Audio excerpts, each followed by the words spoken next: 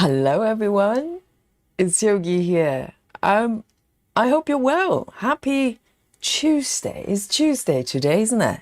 And I hope you're doing well and ready for a spot of stitching. Okay, and today has been a relatively relaxing day for Yogi, and the weather has cooled down a little bit. Thank God. It hasn't rained meaningfully yet, but the weather has cooled down a little bit. And by cooling down, we're talking about 26 degree. Never thought I would say that for the UK weather. But 26 degree is relatively cool for this year.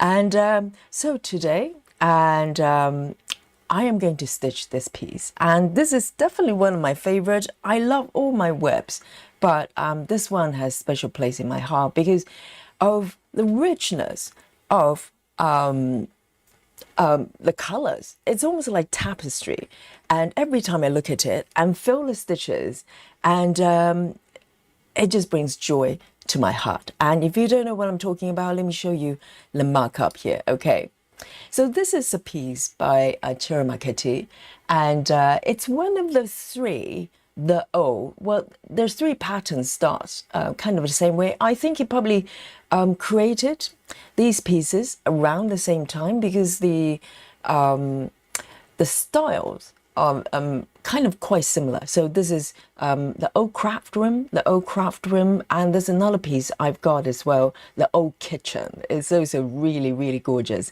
And there's another piece I haven't got is the old toy shop, and the only reason I haven't got that piece is because it's old toy shop. It's got a lot of dolls in it, a lot of faces and eyes and etc. So I'm kind of shying away from that. But these two, the kitchen and the craft room, I absolutely love. And so this piece I started last year, in the beginning of last year, just briefly before the channel. I started sort of daily streaming, or almost daily streaming, and I was experimenting with sort of 10 stitches. That's correct. I was trying out the 10 stitches, and in the process I was stitching on different fabric count. So mostly up to that point I was doing a lot of 25, and then I started to experiment with 20, and this is 22. So this is, I think, currently the only 22 count project that I've got, and I absolutely love it. But there's some decision you have to make as well when it comes to 20 and 22, and we can talk about that in a little bit. But let me just show you my progress here. So here, I started from the upper left corner, and kind of stitching with various stitching methods, mostly Gemma's method, and also color flow, and also row by row. So I kind of switching back and forth with those, and for good reasons. And let me show you the progress. Okay, I can't remember the last time I worked on this piece, maybe a few weeks ago. And currently I'm just slightly under 5%, so 4.79, and not too bad actually, considering how much care you have to put into stitching this piece because of the spec, and the number of so this is a mini. Okay, this is a mini version from Heaven and Earth, and the number of colors is 88 colors, just 2 stitches from the max number for mini, for regular colors, which is 90. And I am going to start a sprint right here in front of you. Let's have a look. And this is a counter that is going to capture every single stitch I'm going to be making today, and nice and slow today. With this piece you have to be very patient.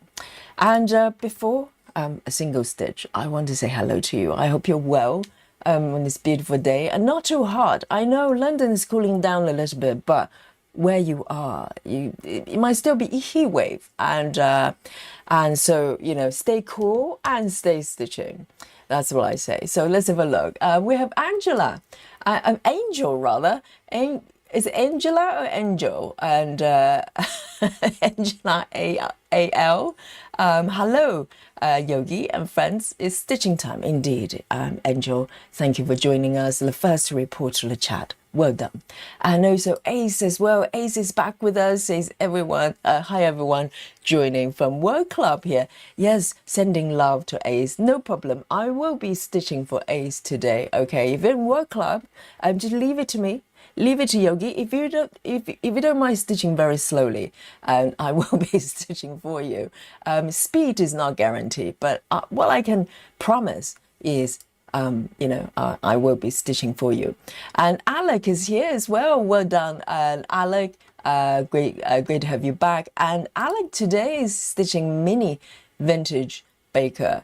I love that piece as well. I bet the mini is really beautiful as well. And Busy Mom is reporting from the work club. I will be stitching for Busy Mom as well today. I'm going to be very busy as well. And lovely Suzanne is also here. Hello, hello. And Amanda is waving to the chat as well. And Lynn says, hello, Yogi or Stitchers. And Cynthia, I hope you're happy stitching. Absolutely. And great to see you, Lynn. No injuries, no Molly injuries today, I hope. And Samantha has been with us for 8 months. Thank you, Samantha, for your support as a member.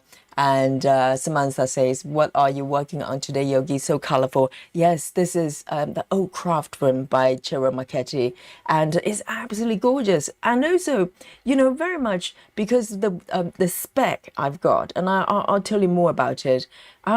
It's tapestry. It feels like it's knitted in some way, and it's just so wholesome.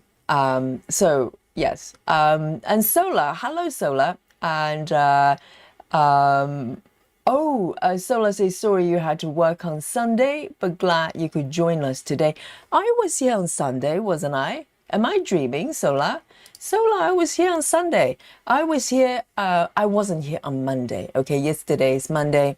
Monday currently is off day. Okay, but I was here on Sunday. Were you here on Sunday? We had a great discussion. And Daria, hello, says hello, Yogi and Stitchy friends. Happy stitching day.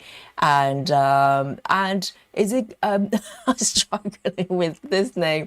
Garknov, and says hello, Yogi and everyone. Have mercy on Yogi. Okay, when it comes to names, I butcher your name. That's my middle name, and I will come back to say hello to the rest of you. Let's start stitching.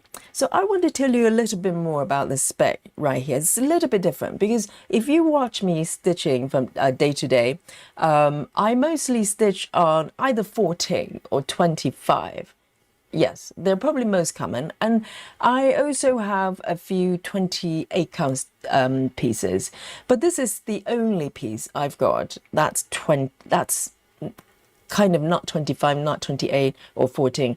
This one is 22. And I do, once upon a time, I did had a 20 count project as well, but currently that one is not being stitched. The Valentine's, okay, the Valentine, it's kind of having a little rest right now, but this is 22 count, and with 22, let me just zoom in a little bit. So it doesn't sound like that vastly different from 25, but there is, because you need to make decision on how many strands you're stitching. So it's kind of slightly awkward in between, like 20 as well. Some people stitch with one strand, some people stitch with two.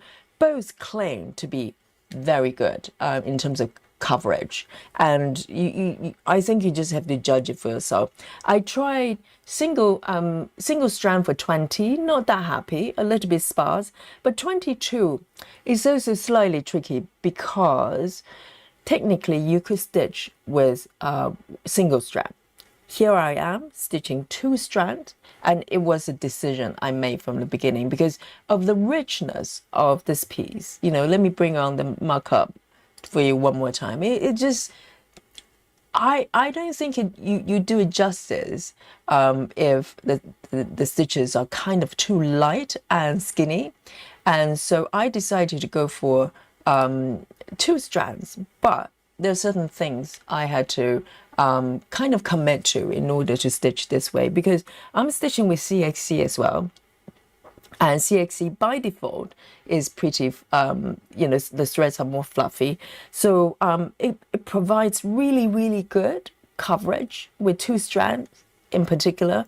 But it does make stitching a little bit tricky.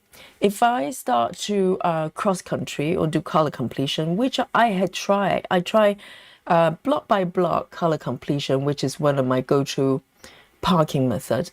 It didn't go very well, because when it comes to stitching boxed in stitches, I struggle. So in order to stitch this piece peacefully and keep all the stitches nice and beautiful, I have to commit to either Gemma's method, which is basically easing away from the edges, either color flow or the original method, or you do row by row. Literally, the idea is you don't want to create boxed in stitches that you have to jam your needles in.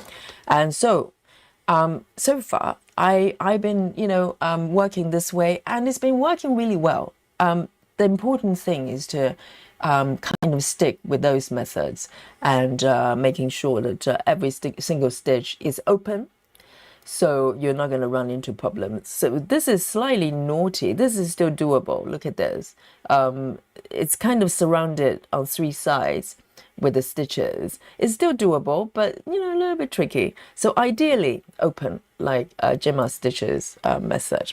Okay, so this is what I'm going to go for. But today I'm going to maybe start to extend the top border a little bit, and also come back to this cushion, and hopefully pull a few more stitches. It's a little bit more confetti. So I'm trying to balance between the background, which is a bit, less confetti, a little bit more forgiving, versus more confetti area, and so I don't get overwhelmed or get bored. So so this is my plan today. What is your plan, and what are you stitching today? Let me know. And let me just bring on my work mode here. And I'm using, for 2 strands, I always use size 26 needles. So I've got them here. And as I said, I'm stitching with CXC as well. So I've got my organizer on the side. And let's do it. And I'm, nice and, relaxing, hopefully. And on the Tuesday evening, I'm just so relieved the weather is cooling down a little bit. And from the forecast, it is going to cool down a little bit. I mean, after all, we are moving into, very soon, September. September is technically autumn, isn't it?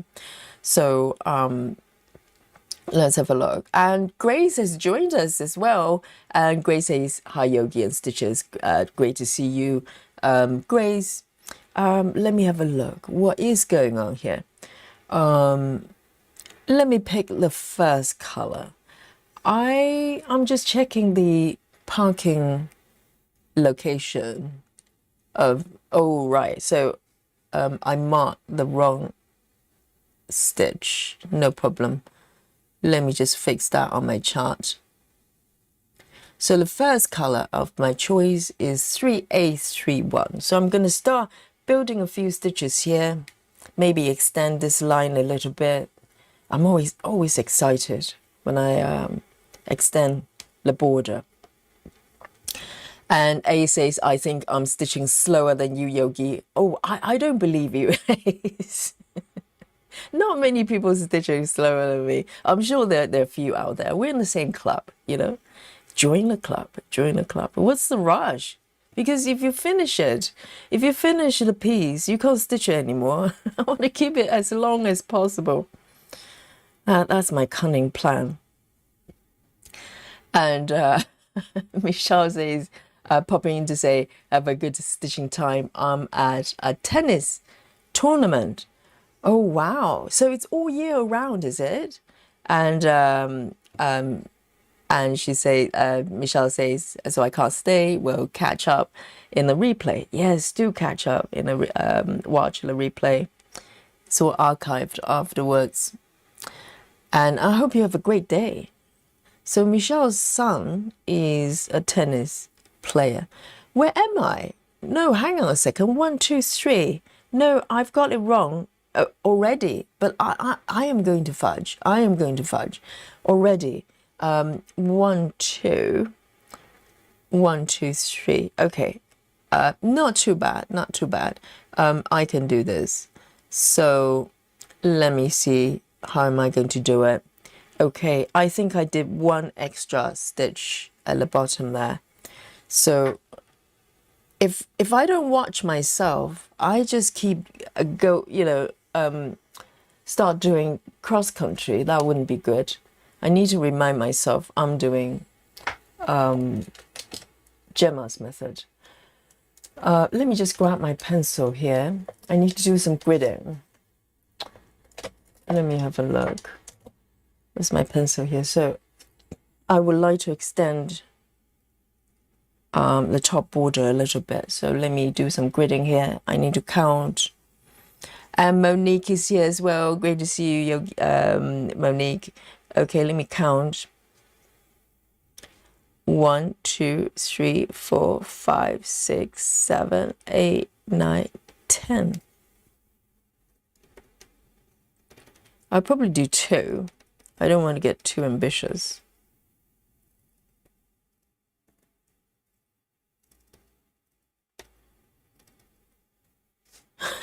The lines are a little bit.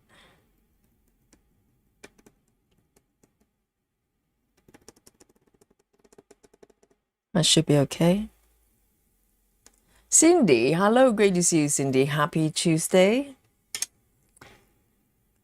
And Susan says, Prairie Schooler Christmas Village. Yes, Christmas all the way for Susan. And Samantha says, Yogi, you will have a lot of red stitches when you get to that dress. Oh, absolutely. I cannot wait. I mean, this piece has a lot of kind of reddish burgundy.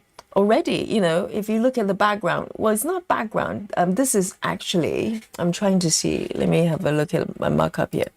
I think, yes, it's the wallpaper, isn't it?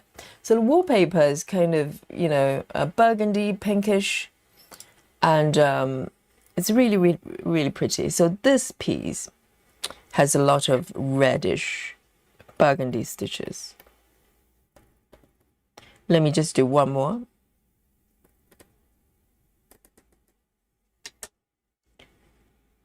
Count with me, guys. 1, 2, 3, 4, 5, 6, 7, 8, 9, 10. Normally about, when I count to 5, I start blinking. I can't help it.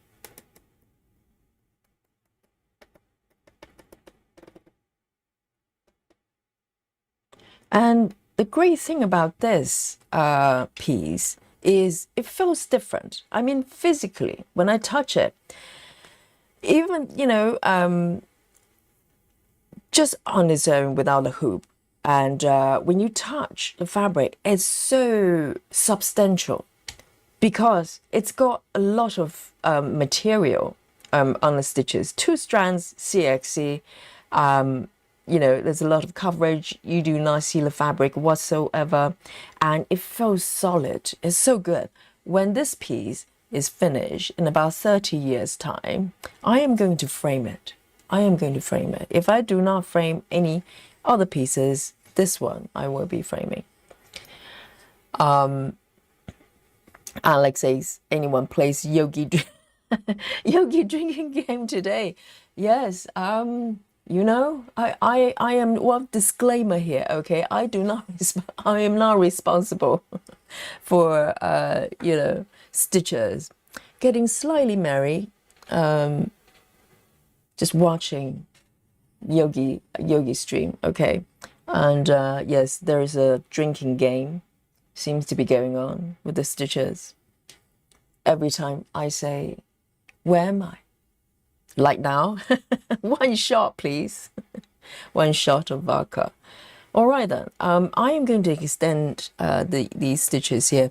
3350, 3350, 3350. 50. There's some really, really beautiful colors.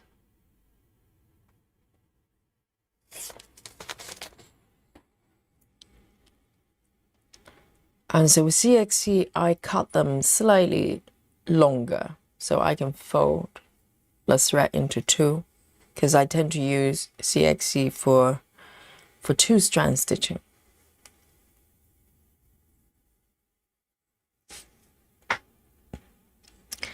Brandy, hello Brandy. Brandy says a gorgeous chart, by the way, and says hello to the chat. Hello to you. Yes, I know it's gorgeous, isn't it? And you know, a beautiful pattern doesn't matter how long you've been stitching it. Every time you look at it, you're just so, you know, it kind of takes your breath away. And this piece is one of these. It looks like a painting. So this bit is a little bit more forgiving.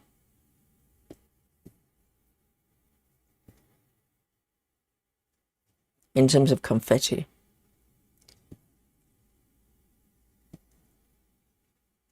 So the top border, I'm thinking,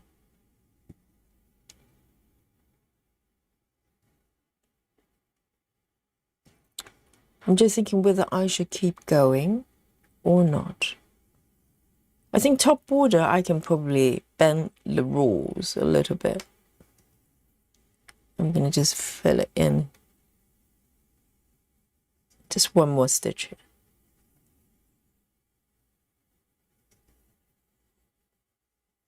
And CXC with two strands on this fabric, it feels so good to stitch. It does feel like, it feels like a tapestry, like needlepoint or something. Okay, I am going to just park it here, and then I'm going to introduce another color here. 3A31, 3A31.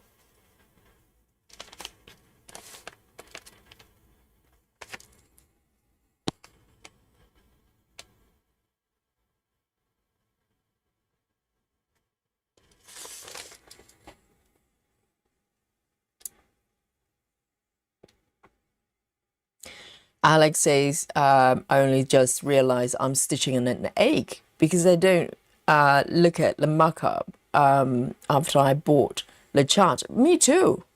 I have I kind of deliberately not look at every, single part of a chart. So if I like an image or a chart, I just commit to stitching it, but I don't look too far off from where I'm stitching. So there's always surprises. And a lot of times when I'm focusing on what I'm stitching, I tend not to check on the markup, on what object I'm actually stitching very often. And that's part of the fun, isn't it? Because then you realize, oh, it's a bunny, or it's an egg in your case.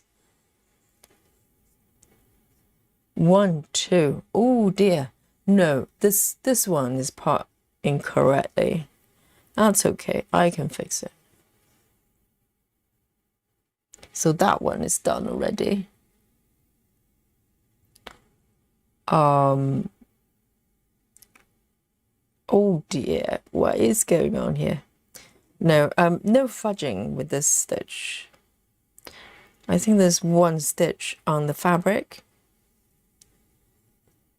that's not marked, so it's this one I'm doing. I think if you stitch, if you kind of stick with this method, it's actually quite nice, quite easy to stitch. It's not tricky at all. Let me see if I could do this one.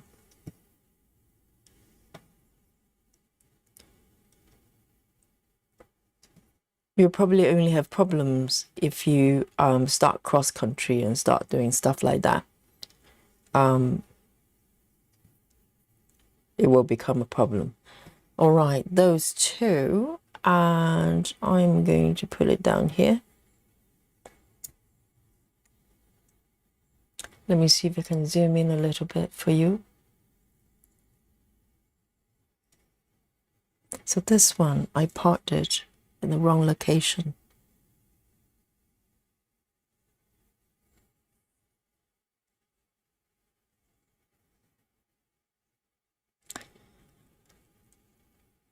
And Tiffy says, what count is this? This is 22.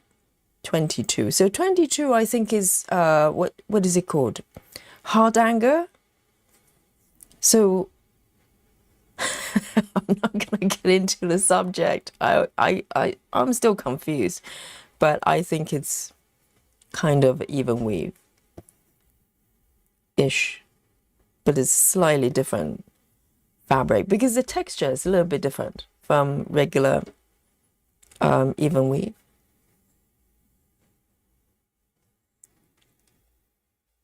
I'm not an expert of fabric.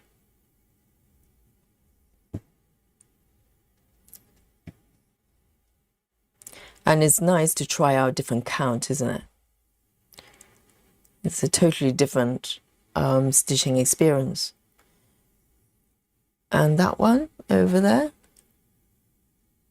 it's already done. 1, 2, 3. That one. These colors are so pretty. Hi, Mandy. Mandy Moran is here. Great to see you.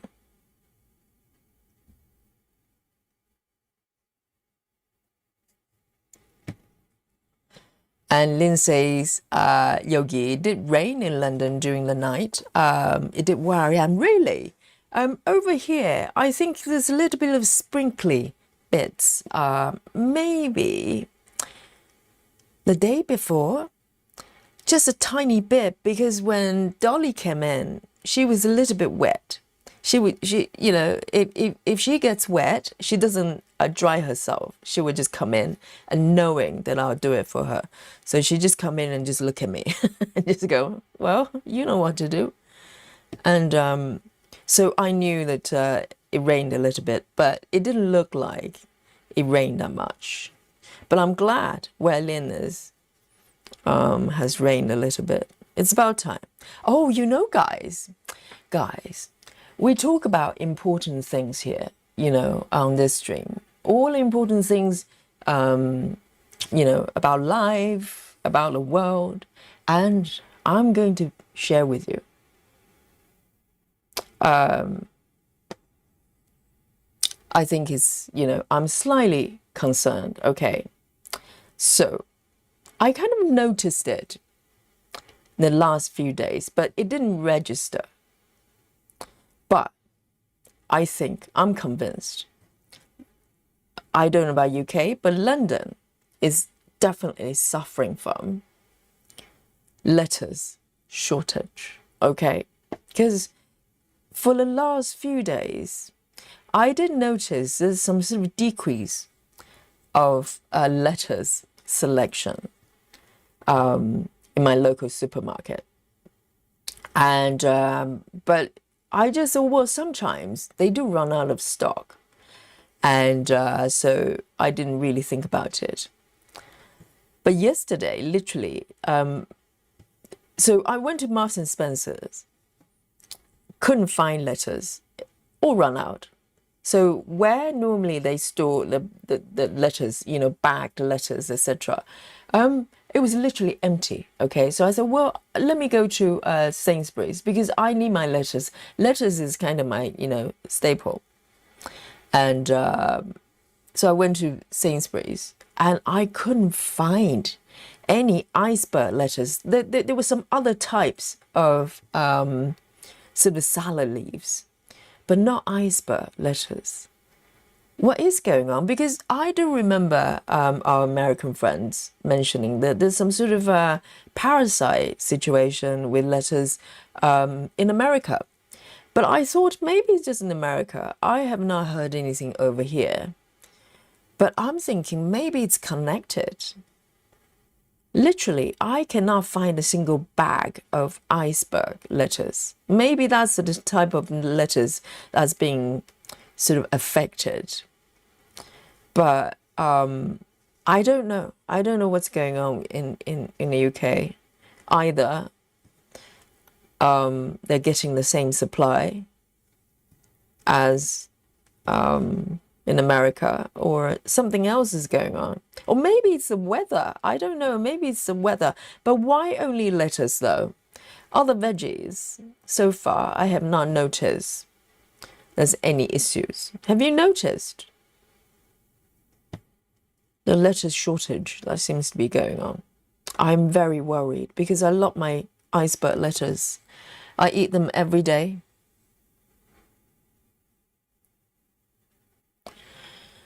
So yes, things like that, you know, I do think about all important things. And Tiffy says, okay, just bought a ton of 22 for the first time. Really? Excellent. Join me. It's, I think when you embark on a new, you know, fabric count you never stitched before, it's literally a new adventure. You know, even though we are ultimately doing cross stitches the same way, but you have to make certain decisions, you know, in terms of how many strands you're going to stitch, what fabric, and also, you know, what thread you're going to do. And each stitches would have, you know, are going to have different sort of conclusions, because, you know, I'm happy stitching 2 strands 22. You might come across stitches, they go, well, single stitch is sufficient. It would be, you know, it will come out just fine. So it's for you to find out, and it's exciting. So I'm glad you actually gave it a go, and let me know how you get on. And this is the fun of it, because there's so many different kind of variations you can create, and I think this is why full coverage, you know, full coverage is so addictive. All right, I am going to end this stitch here because I'm running out of thread here. This is looking so good. And, you know, with 22, the feedback for the threads is different because the fabric is different. So as the thread going through the fabric and as I'm touching the fabric, it feels different from 25 count as well. Alex says hard anchor is 22 count. Let me just highlight this so you can see as well. Hard anchor, that's how it's spelled. Okay, guys, if you never heard of it before, it was quite new to me as well. I learned everything from the chat. And so 22 count is different to other 22 counts. Oh, so there are none hard anchor 22 counts. Okay, just regular even weave. I'm pretty sure this is hard anchor. It feels different, and the texture is different. And she says, especially refer to an even weave cotton fabric featuring distinct double threaded basket weave. I'm gonna zoom in a little bit for you, okay, Alec? Let me see if you can tell the difference. This is what I've got here. So it feels like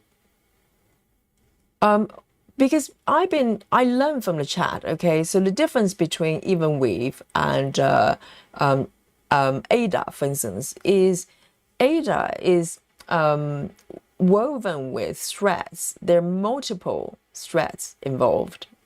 I don't know if that makes sense. Whereas even weaves literally one thread at a time and over, you know, cross over each other to create the fabric.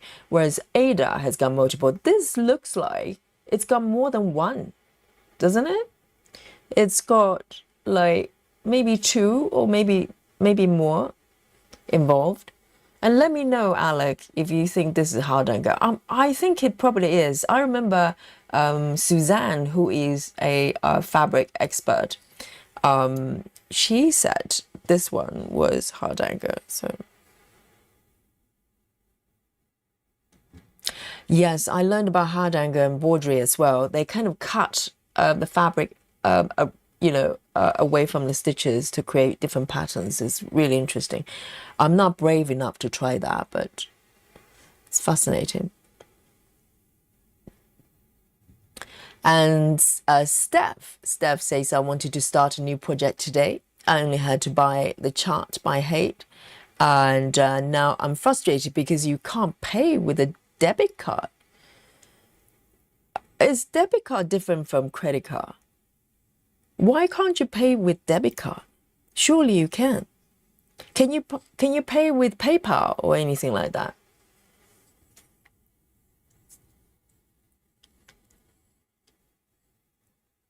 That is very strange. I think they should be accepting most types of cards. I'm not too sure. Yes, it's frustrating if all you need is a chart. But have you got the floss and everything ready? If you haven't got a chart, how do you know what threads you need or fabric?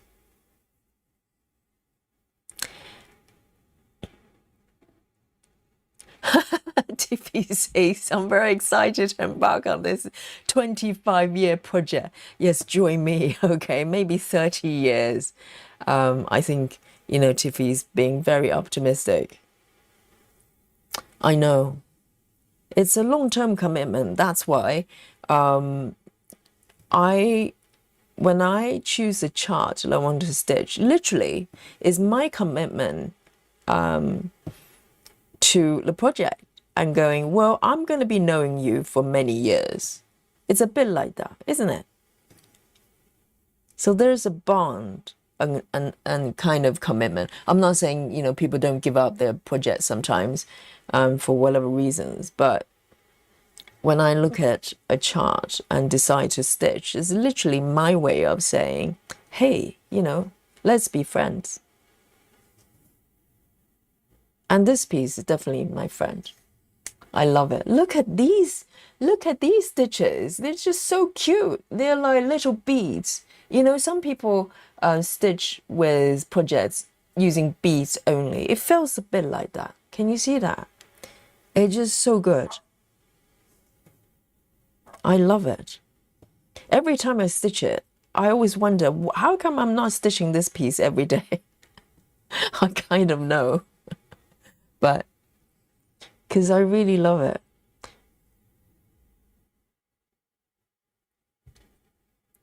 Oh, Alex says yes, it's hardanger. So you can tell just by looking at the thread that how it's woven.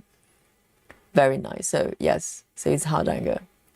And you could stitch, with hardangers. It's just, cross stitch over it. Doesn't matter. And it's a kind of a new experience as well. It's quite nice. Lynn says, Yogi, this year is a very poor harvest for wheat and corn. Right. So does that mean the food is going to be more expensive? I mean, it's already quite expensive. I'm just concerned about my letters. I need my letters.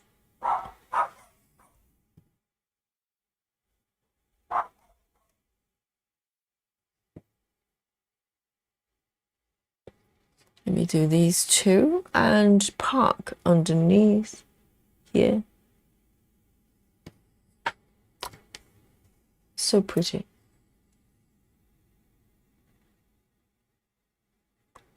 And I might keep extending this bit a little bit more because I can.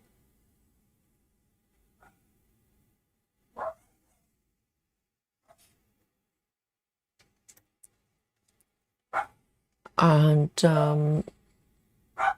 let me have a look. Next one, I'm going to introduce another 3A31. 3A31.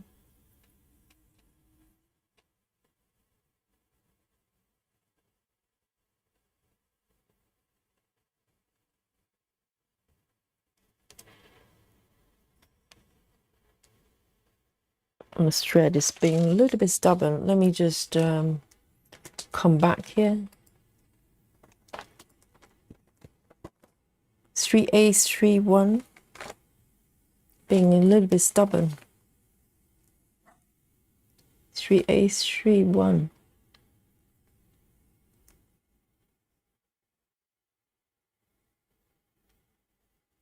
Oh, the doggy's barking again.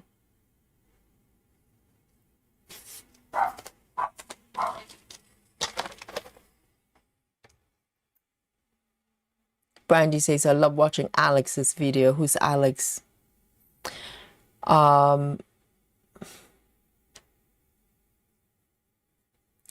says, I pay for my Hage with a debit card. It's a prepaid debit card. I thought debit card, the difference between a debit card and credit card, I thought debit card was actually better, because debit card means you have the money on that account, actual money. Whereas credit card or Visa card, I don't know. Credit cards, you can add credit, isn't it? Debit card is kind of a saving card. They just put money on. I can't imagine why they would not accept that. Solar says, yes, debit card is basically an electronic check. No interest, comes out on your bank account, and all at once, no payments or due date. Yes, that's what I thought. Debit card literally just like a sort of, you know, a box that you put money in and you take the money out. There's no funny business. So I think for most companies, that's probably a better option, isn't it? And Susan says, I paid for a traveling library with my debit card last year. Yeah, I'm sure. I cannot imagine why they would not take it. That's very odd. Maybe it's the bank. I don't know whether there are restrictions on certain banks. I cannot imagine that, but I'm just guessing. Okay, that one over there.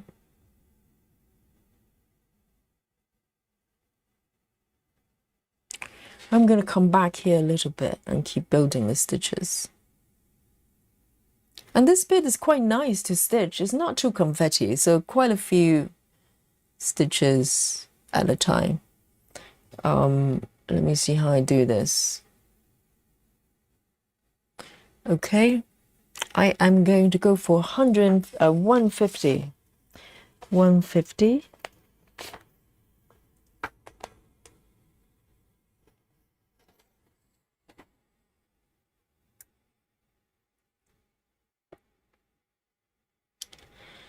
And Sola says paying with a debit card is risky because there's no telling if the bank will cover you if there's a fraud involved. Also, debit cards are easier for fraudsters to rip you off. Wow. I literally do not know the intricacy between different cards. I have one bank account and I'm trying to think, 2 cards. Well, 2 accounts, or something like that. I try to keep everything very simple. But I try not to use credit cards. I don't have credit cards that I can sort of use money I don't have. I don't like that. So what I have is probably debit card as well. Well, it says Visa card, but I don't know what on earth that means.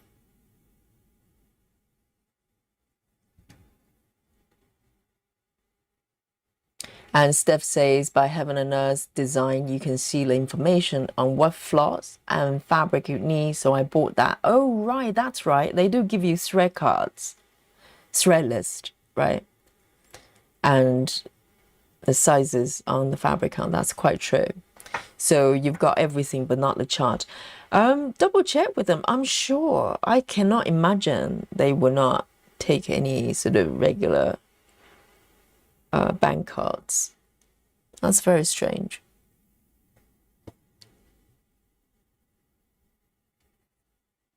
Janine, hello. Janine says, might be lurking a bit. Are you stitching today? Are you working? Are you at work? It is Tuesday.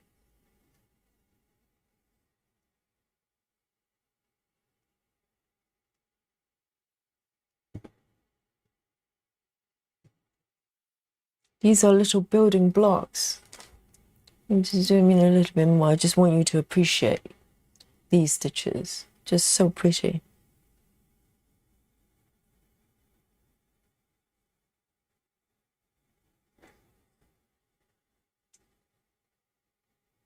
Alex says Hardanger is also quite good for Tramin, whatever that is. I'm sure it's very good. Lynn says your Weetabix will go up, Brett. You know, Lynn, it's so funny because just yesterday, I was just looking, I was at the supermarket checkout and I saw boxes and boxes of shredded wheat and Weetabix as well. And as a kid, I hate those. My dream when I was a kid was when I grow up, I'll be free from Weetabix, ready bread, and shredded wheat. They were just boxes and boxes of them. So I don't mind if Weetabix is going up. I'm not eating them. It's like eating straws, like, I don't know. Do you have those in America? Weetabix and shredded wheat. Oh, shredded wheat was my nightmare. every morning if I had shredded wheat in a cupboard. Dear, oh dear. So who invented that food? It's like it doesn't even look like food. It's very disturbing. That's a great thing about, being a grown-up. I can choose my breakfast or no breakfast. I don't eat breakfast. Steph says, and in the place I live, you can only pay with debit card. So it's not common to have credit cards in my country. Really, where would that be, if you don't mind sharing? It's probably a good thing because, credit cards kind of taken over the world and people start spending money they don't have and feel like it's normal to do. It's not normal to spend money you don't have because ultimately you're paying more. The money is going to someone, the bank's pocket, with the interest and everything. I do buy things with installments. So for instance, the tablet, I'm doing artwork recently. I had to break up the payment, but there was no interest from where is that? Amazon. That's the only reason that I went for it, because if they start charging credits and stuff like that, I don't like it. I rather wait.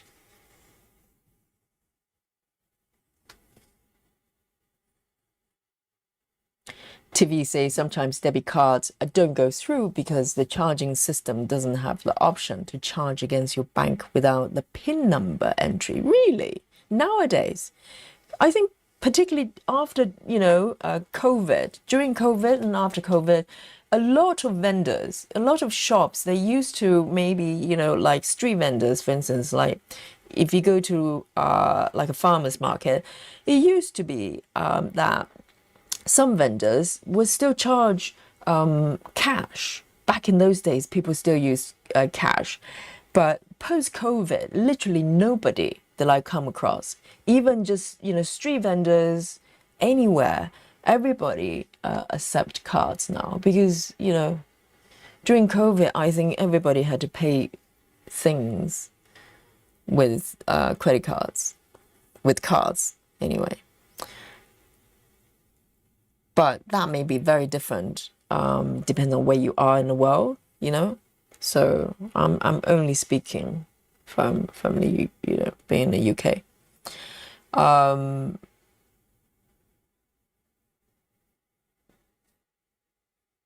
Tiffy says smaller credit unions will bounce it back as unauthorized transaction attempt. Interesting.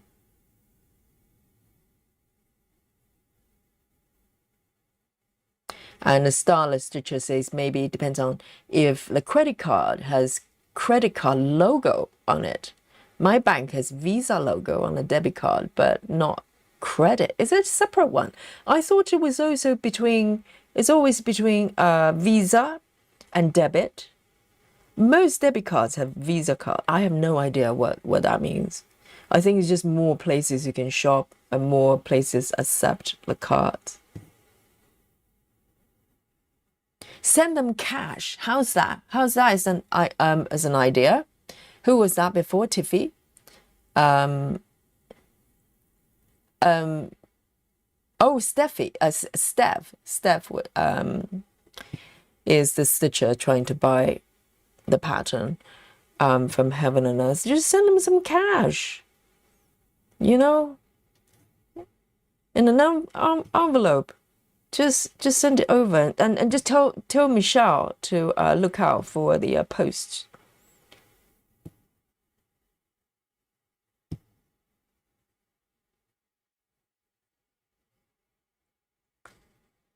All right. A good old fashioned cash. I'm gonna do a yogi move here.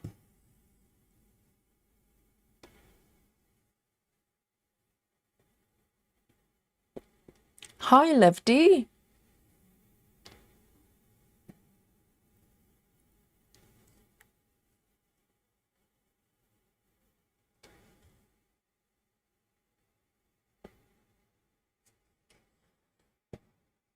Sola says, I tried to buy a score frame made in the UK with my credit card, debit card, and my bank would not let me.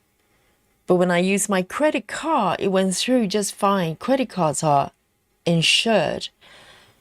Yes. So, right. So mine must be credit card, even though it says debit, Visa. I have no idea. I'm just making sure that I don't spend what I don't have.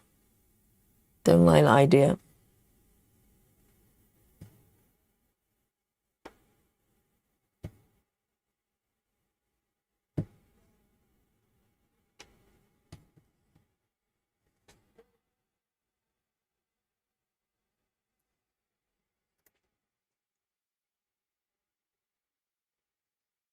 Yes, you're right, Sola. You know, it's interesting that banking is actually free, right? Not many services, any services that is free to use, there's a catch somewhere. And you're quite right. Credit cards are big money makers for the bank because of the interest.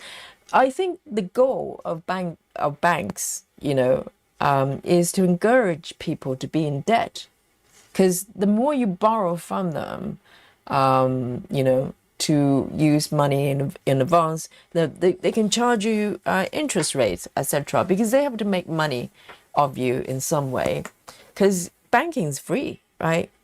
So so either you just have your money sitting on, you know, in their account, and they generate interest from you, or use it to invest whatever business they invest in, or they charge you interest. So they know what they're doing. So very often, if I look at a service that's completely free, I know something is up, because, you know, how do they sustain the business? Any platforms, you know, just watch out.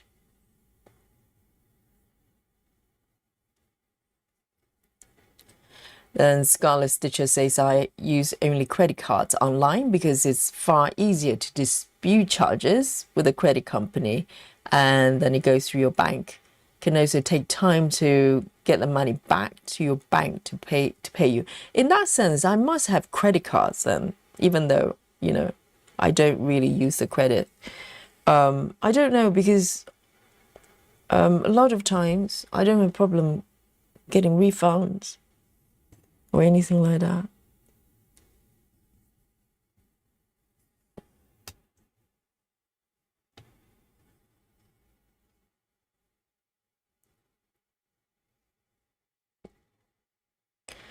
And the Starless Stitcher, so using credit cards online gives you a larger buffer to deal with what kind of stuff that should pop up. I suppose, but they structure it this way. So you use the credit cards and maybe use the credits, and maybe, you have to pay them interest. They don't want you to just spend what you have. That would be too sensible. They wouldn't be able to make money off you. Not much. So the goal is to get you in debt as much as they can.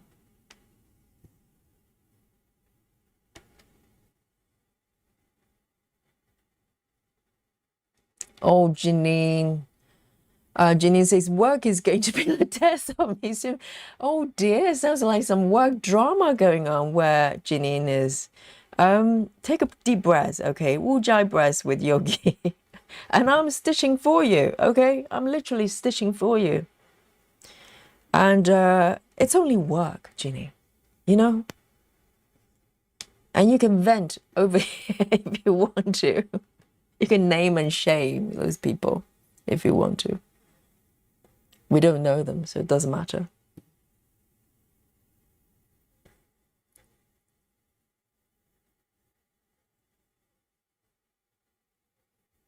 And Brandy says, what I meant by prepaid is like a card that's linked to Cash App, Venmo. I think that's American, isn't it? We don't have it here.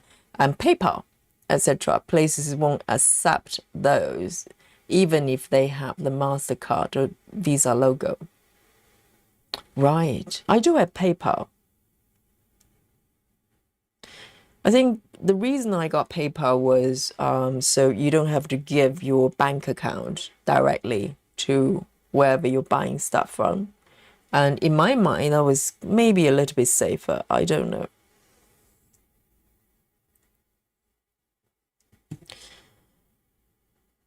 Well, I think Apple Pay is doing that as well. So when you buy with Apple Pay, the person you're paying money to, they don't have your bank account details.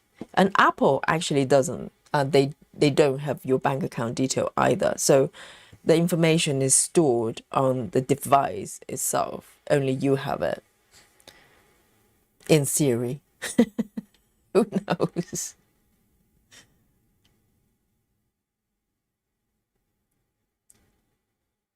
Sola says we have shredded wheat.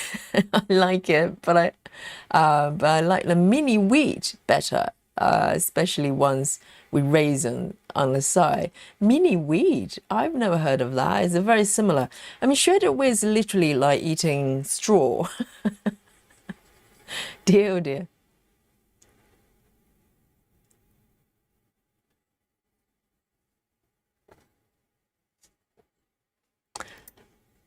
And oh, Janine doesn't like shredded wheat either. We're on the same camp, okay? I know I'm trying to convince you to eat kale, but we're in the same team when it comes to shredded wheat. It is not food. Let's face it. It's a scam. It's not food.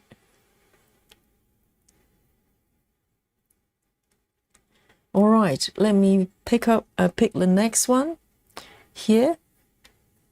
Let me have a look. This one.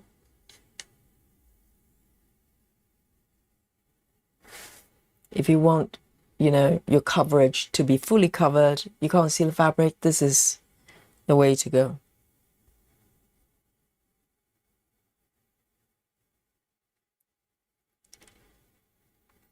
Brandy says, shredded wheat I can handle, but there's a brand of cereal out there made of fiber.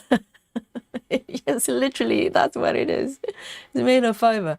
And it looks like cat food and tastes like what I think cat might taste. Cat food might taste as well. Is it ready bread? Is it like, just gooey bits?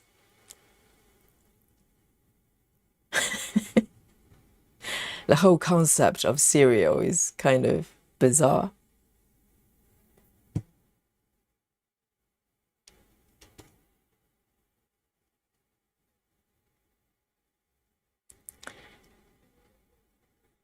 Alex says, tram is like cross stitch, but there's a line of thread under that you put in between the stitches to give it raised effect. Ah, so you buy a kit that comes with pre-stitched lines, so you don't need chart. That sounds like fun. I never tried.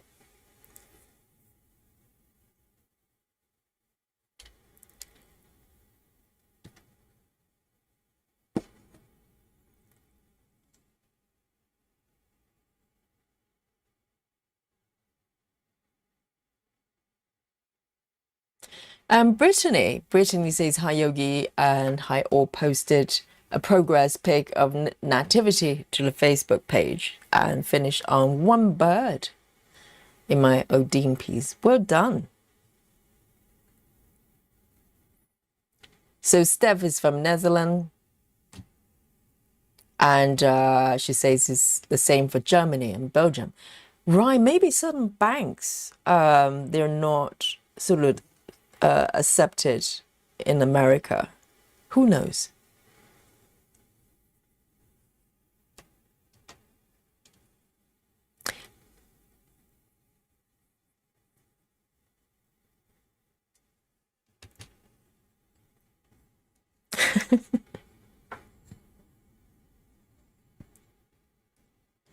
And Lynn says, Yogi, our dog, Coco, had 2 Weetabix. No! Coco is having 2 Weetabix every day until the day she passed away. She loved it. Well, dogs are, bless, rest in peace, Coco. But 2 Weetabix a day. Weetabix are quite big, you know. Shredded wheats are little bits. Weetabix is like a whole, I don't know, the size of a soap each. And I'm so glad I don't have to eat them anymore.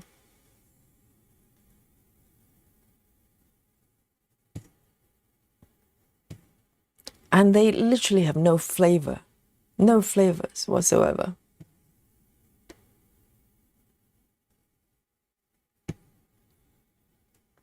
And dogs are interesting. Dogs would eat like cucumbers and stuff. I'm so used to cats being pampered. They want pure protein, you know. It's either prawns, fish, or whatever, meat. Otherwise, they're not going to go near it. So when I watch videos of dogs eating cucumbers, I'm fascinated.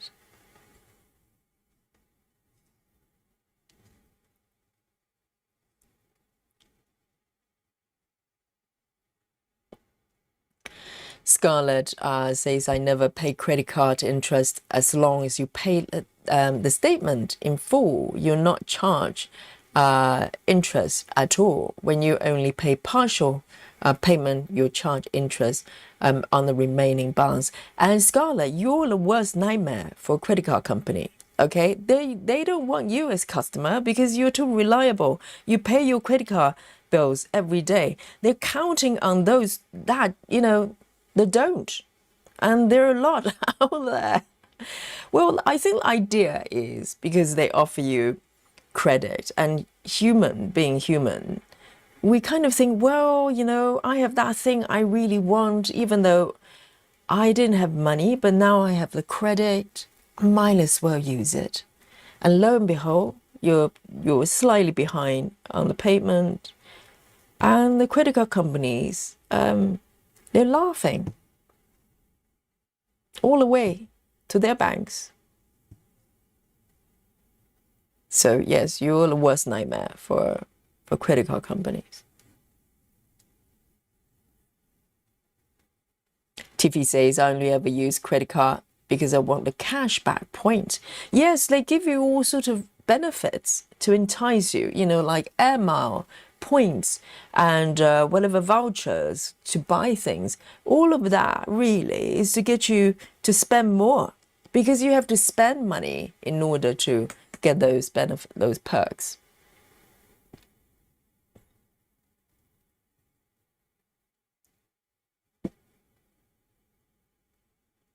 And also American Express, I don't think they're even accepted here anymore. I don't know. I've never seen anybody using American Express. I think they try to make it popular over here. I don't think... Are they still around? American Express? I don't think that they're very compatible over here. And TV says no, the credit card companies get fees paid to them by the business as well, and they get the percentage of the transaction as processing fees. So not just the interest charge. Yes, they're charging everybody. They're charging the people who use their services for transactions, and they charge you as the customer as well. But I think when they charge you, I think they are relying on people who do not pay the bills on time. And yeah, it's a dreadful, dreadful business model.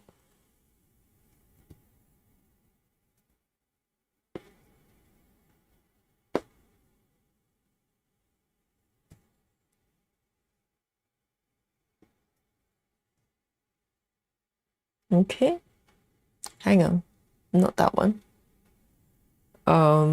Two over here. Okay.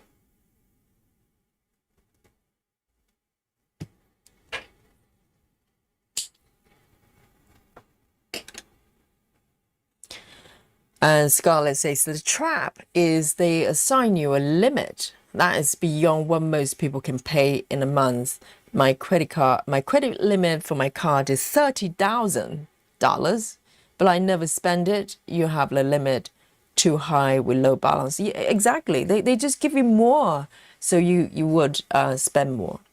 They're giving you the false impression that you have 30 grand in your in your card, which you may, I don't know, but you know, they're saying that you can overspend this amount because we love you. Keep spending.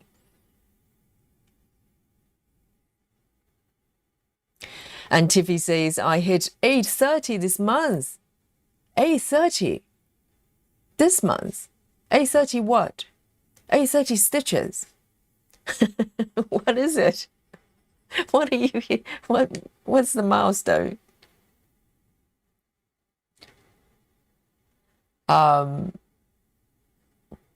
Ginny says I won't even say what my credit card score is. Do not share in the chat. Yes. And Ginny says, who needs to buy anything after 60 years of age anyway? Well, how about some STEM kids, huh? You need more.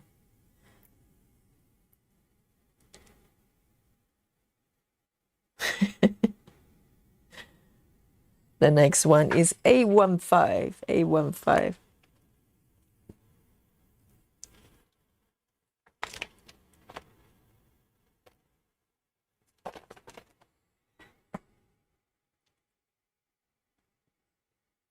Okay, over here, let me make sure that I've actually found the right spot.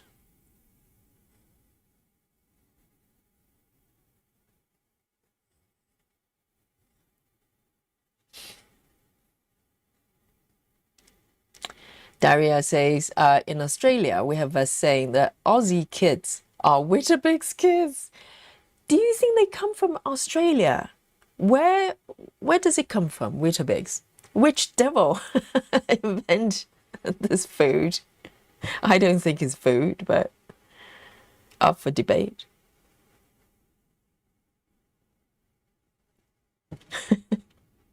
They want you to think that kids need to eat. You know, if you're a child, it's mandatory for you to eat Weetabix.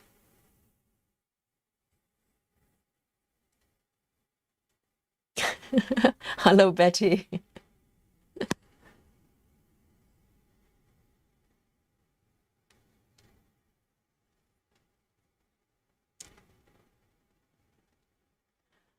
Starless Stitcher says it's a really dumb system though.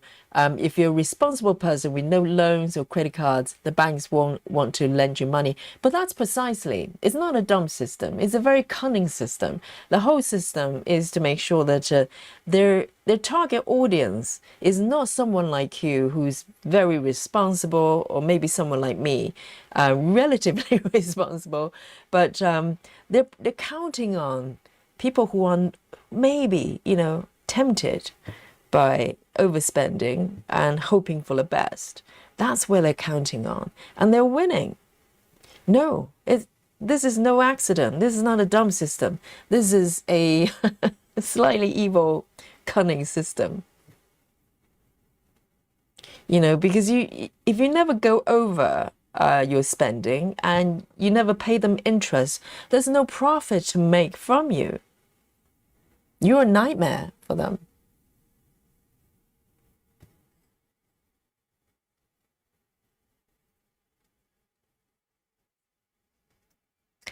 Betty says one of my sisters, her dog, like it's a child. I think Betty's keyboard is broken again, as usual. I'm trying to decipher the Morse code here.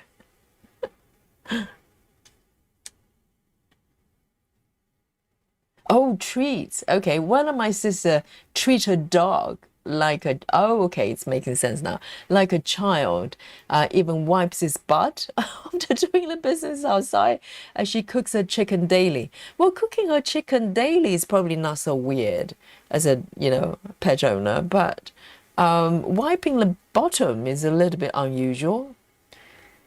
I'm sure they're fully capable of doing that themselves.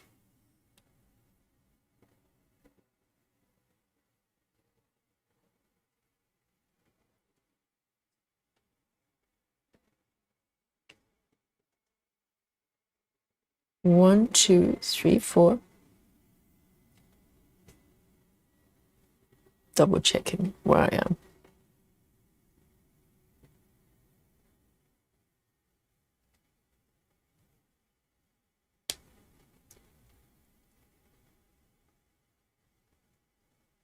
Yes, dogs will eat everything. They eat like human, even though their foods they probably shouldn't be eating, like chocolates and stuff like that. Oh, poor doggies. They're not allowed to eat chocolate.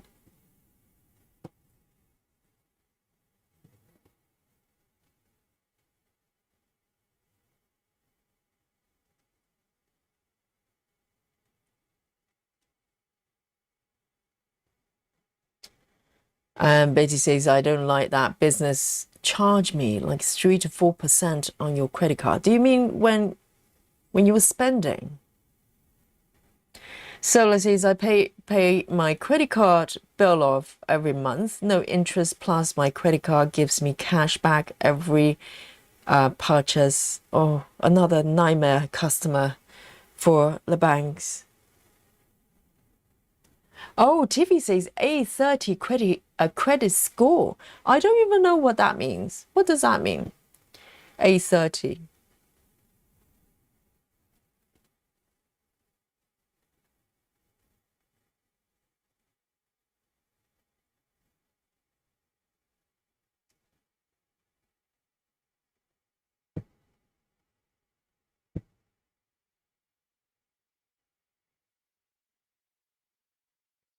Okay.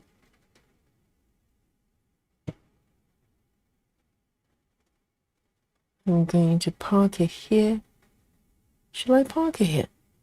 Let me see.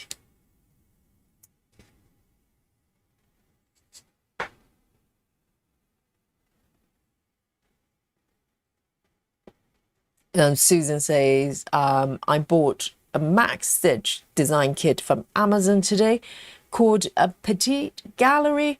Oh, is it by that guy? That guy, what's his name? Oh, so many names of artists. £35, which I thought was a good price. I have to say, I went back to their website and browsed a little bit, maybe a week ago. And there are a few pieces, John O'Brien, and pieces I really want. I know. I do question their copyright permission, whether they have a copyright or not. But maybe John O'Brien, do you think it's a public? I'm not sure if it's a public thingy. Some paintings have the sort of royalty-free thingy. I don't think it is. I do struggle with that a little bit, even though I have 4 kids from them already. But they do have a lot of John O'Brien pieces, I have to say, and they're beautifully charted, I have to say, and with a really nice thread as well.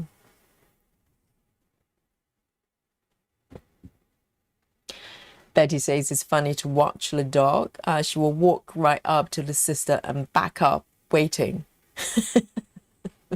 The doggy probably says, "Please let me wipe my own bottom. I'm capable of doing that, mummy." Listen to the dogs.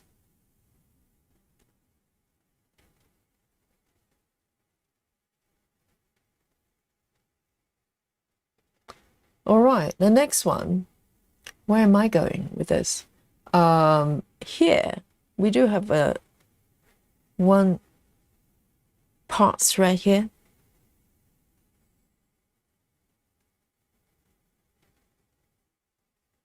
Colleen, hello. Colleen says, "Hi everyone, today I'm frogging 2 full coverage pieces." What?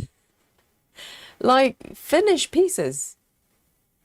Going to restart a cropped version of them. Oh dear, yes, I empathize when it comes to frogging, okay? It's a battle within to decide whether to frog. Well, do you know how many stitches? Do you have to frog a lot? And if there are a lot, you're kind of thinking, well, maybe a restart would be a lot quicker. But then all the stitches you've done will be wasted.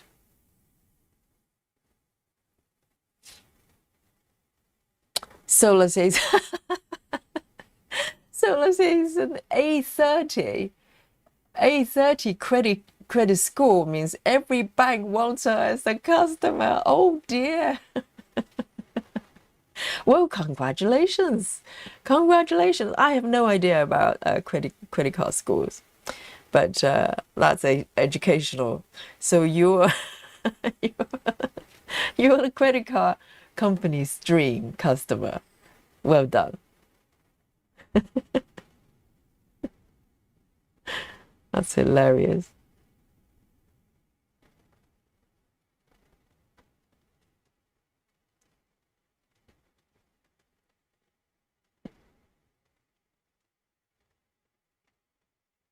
And Scarlett says the DMV here is weird. Depth of motor vehicles. What does that mean? Department. Do you mean Department of Motor Vehicles?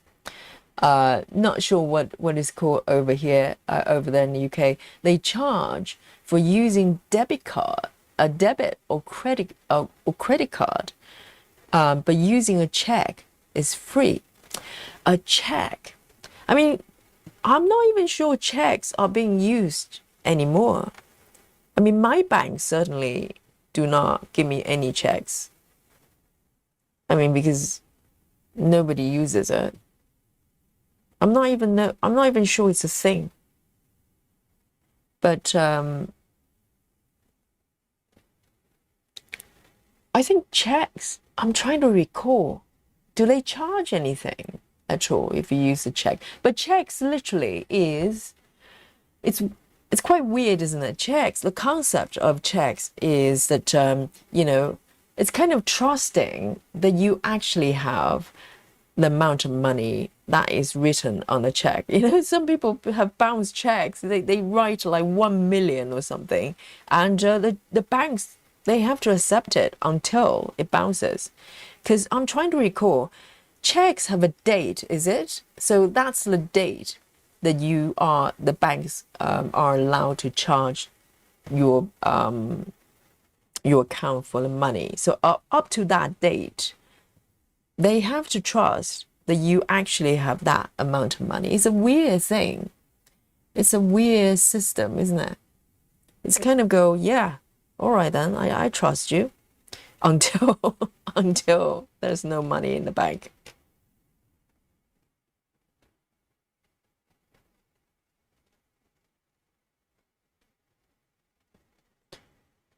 So 1, 2. Let me see. What do I do here? I'm gonna come back here and do 3 more.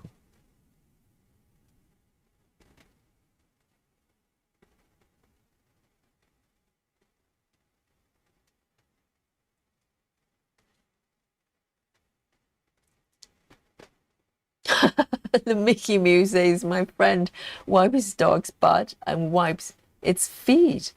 Oh, but seriously, but the dogs they're probably going to forget how to do it properly. So one day, if they, for any reason, have to survive in the wild, they wouldn't know what to do with their bottom. They would go, well, where's mommy? I need my butt to be wiped. And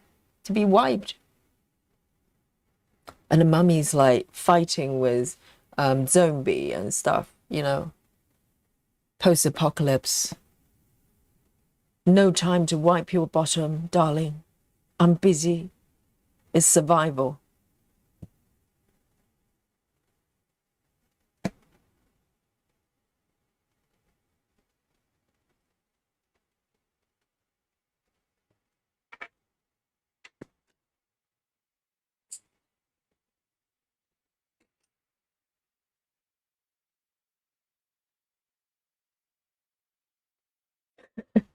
So who was the person who got credit score 330? Is that you, Tiffy, or is it Scarlett? No, not Scarlett. Scarlett's very responsible. But Tiffy says means that they think I'll probably pay my bills, so it's okay to lend me money, I guess. Oh, is that what it means? Surely they want you to be irresponsible so they can charge you more money.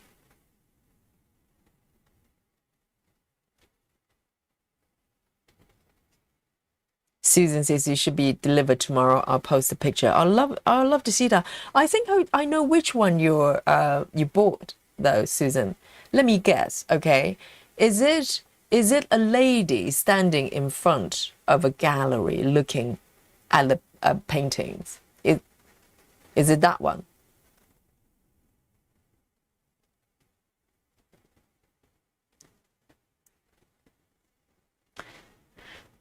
Let me come down here. And I am going to pick have another 150. 150. Some beautiful reds and burgundies. I'm so happy.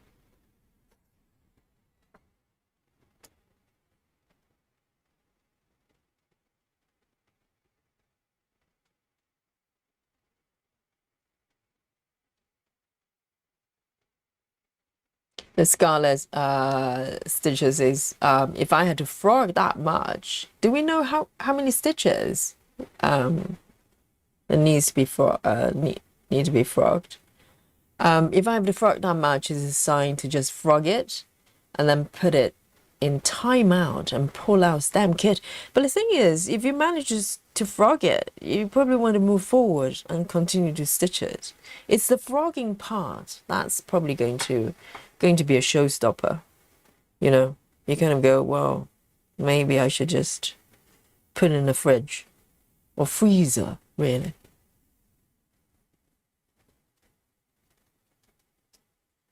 So let's say if you have a 330 credit score, it means you're very good risk, very good risk, and also you offer lower interest rate as well. Why is that then? So is it good or bad? So I presume it's probably they think you're more likely to not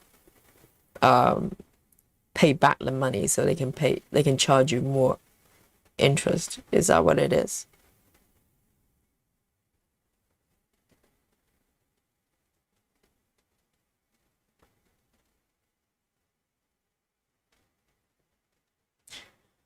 And then we come in here, 3 stitches. I love stitching this area. It's not too confetti, so nice.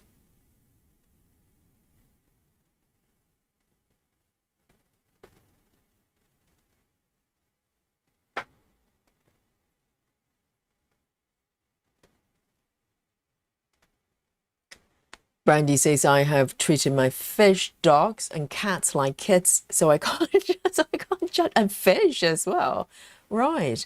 And I can 100% tell you that having birds take more effort to raise than the other pets I have. 24-hour job that you have to pay to have.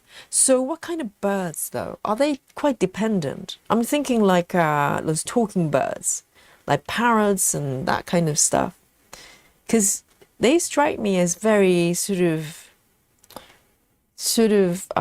dependent on people, because they need that connection with people, whereas other birds, they probably, they're not that bothered.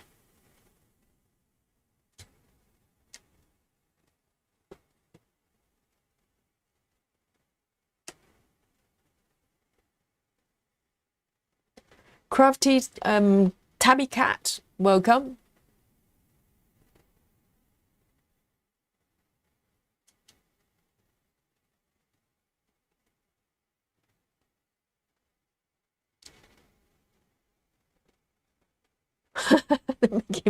Mickey Mouse says, I'm guessing he does that. Oh, the wiping the doggy's bum.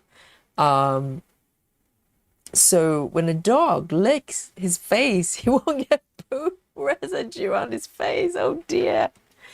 Yeah, but cats, all the cat owners probably know that the cats lick their bum. It's just part of their grooming. It's totally normal.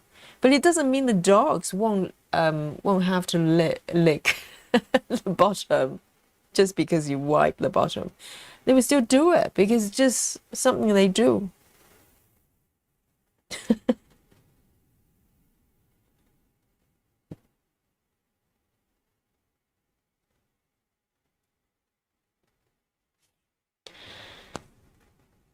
And Scarlett says checks aren't free from banks anymore. They make you pay for even the generic plain ones. Plain ones.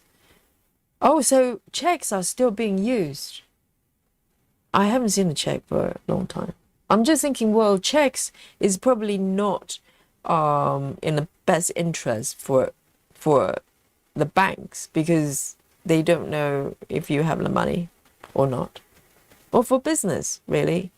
If I had a business, I'm not sure if I would accept checks, because I don't know if I actually have the money.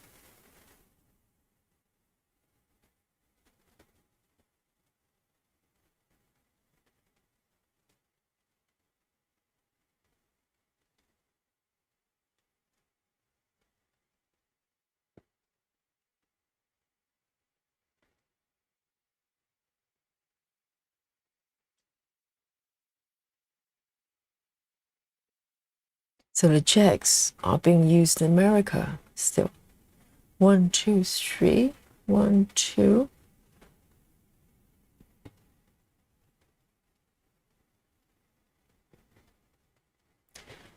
Barbara says I had to have a new garage door opener, and it was cheaper if I wrote a check. Cards charge the merchant a fee. Right, but that's provided checks are actually being accepted. I don't know. I could be wrong, but I think checks are probably not acceptable as a payment anymore. I'm not too sure.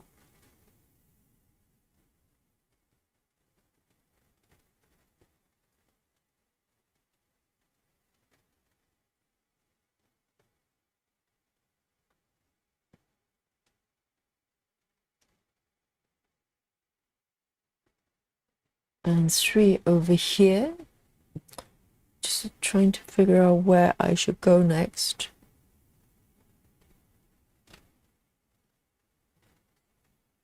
All right.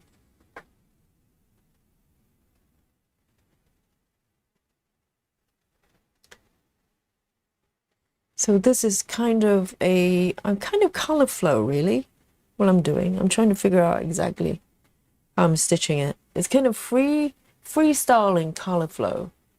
I'm not going, I kind of just pick and choose colors, that makes sense.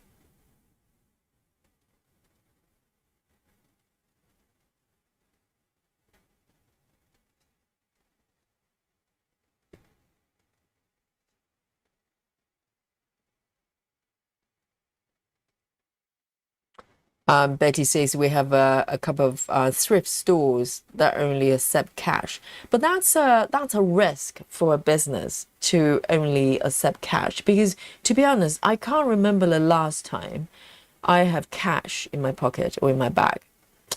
I literally cannot. I'm walking around with zero physical money for many years now. Everything is all digital transaction. So if I walked into a business that says, "Hey, we only accept cash," I'll have to walk out. So I don't know. Do they lose money? Because if it's cash only, if cash is an option, then that's fine. But if it's cash only, that's risky.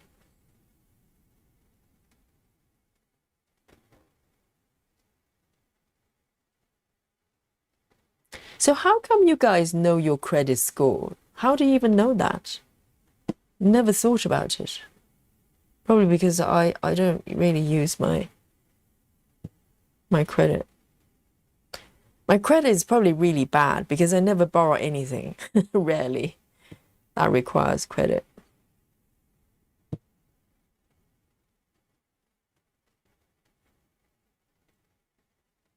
Let me see.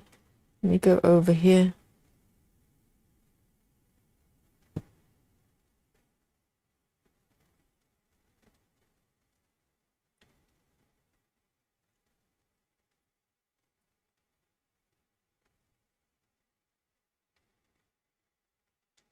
TV says low credit score means that you don't have a history of paying the bills. So yes, they might irresponsibly charge money they don't have, but it's all pointless to the banks if you don't actually pay back. Oh, you mean people just simply do not pay back? But that's another extreme, isn't it? They're hoping that people are somewhere in between there. You delay the payment, you incur the interest, and they can charge you more because of that.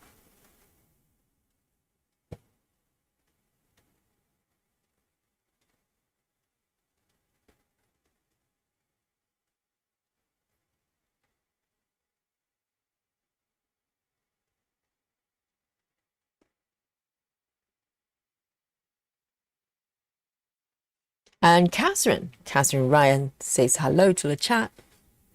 Hello to you.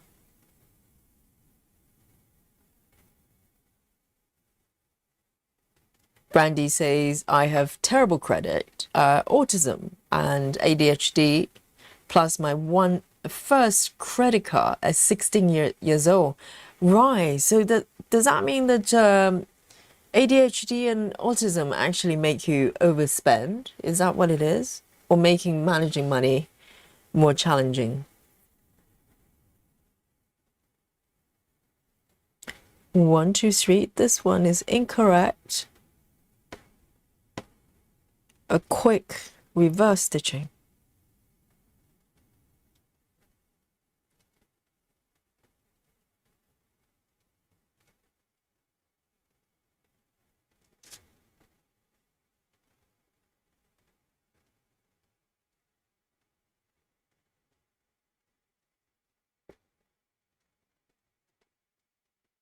One, two, three. 1, 2, 3 should be here.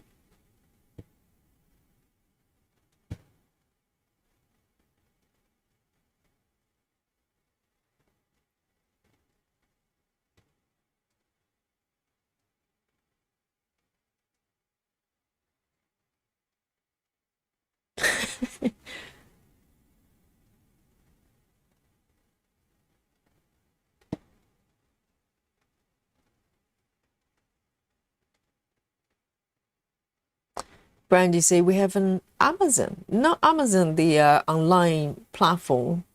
Is it a kind of bird? Brandy say we had an Amazon that passed away. Now we have 1 year cockatiel and a baby. A Nande canoe. Is that what it is? Right. So are they talking birds?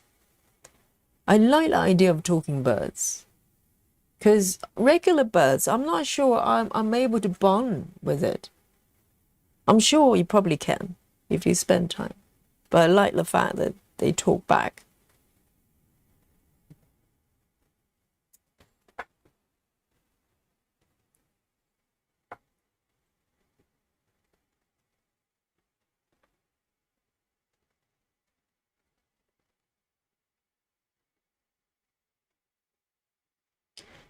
Colleen says I have a cat who refuses to clean his bum. So I have wiped to clean it. Why will a cat refuse to do that? What is happening? Yes. It's not easy, is it? 1, 2, 3. And this one. I'm not sure what are these two? They look like the same color. It probably is the same color.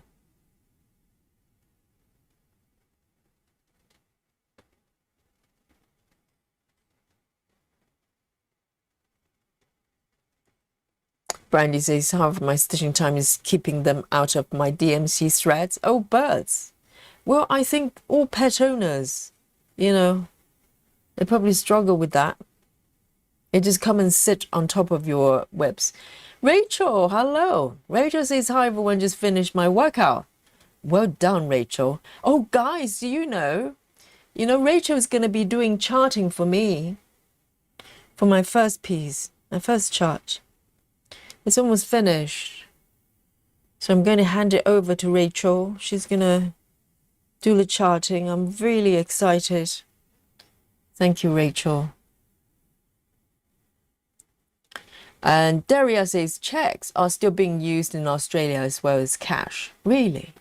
I have not heard the mentioning of checks over here for a long time.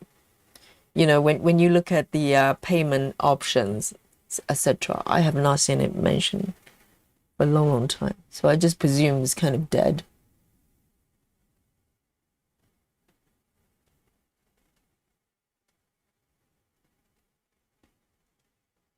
One, two.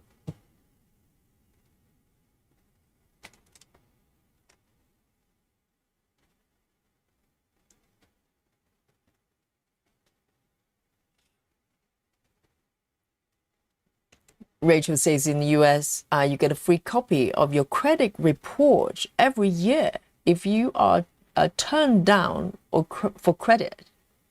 Also, a lot of credit card companies let you see your score for free. Really? So what's the purpose of looking at that? To see whether you can fix it?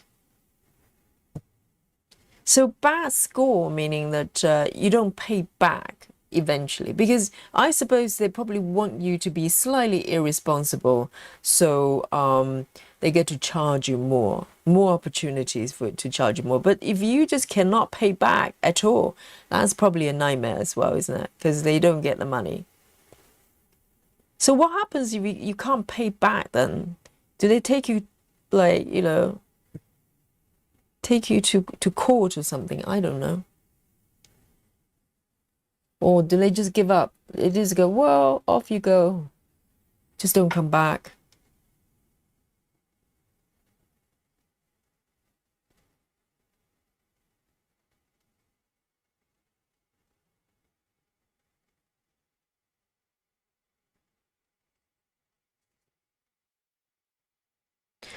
Tiffy says cash-only business are usually not willing to pay the merchant's fee or sign contracts, etc., for the credit card companies and not reporting their full revenue to the government. Well, that's a thing, I think many, many years ago, definitely pre-COVID, right?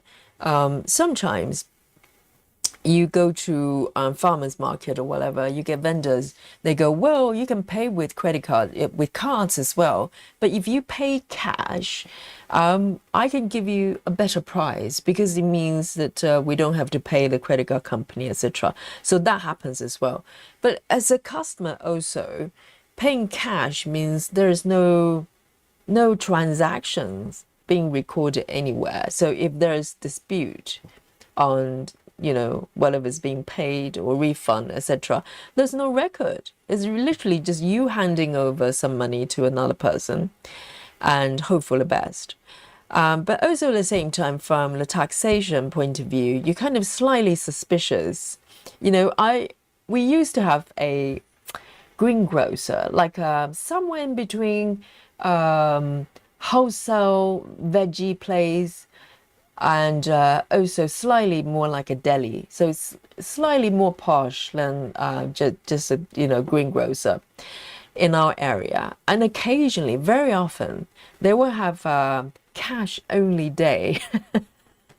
They would tell you the cash machines are broken. Okay, so today you can only pay cash, and this is back in the days pre-COVID when people still carry cash, walk around with money, and so there would be suddenly their cash machine would be broken, and you have to pay cash.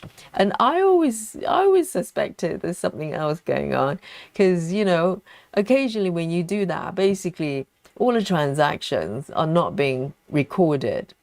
And, I don't know, maybe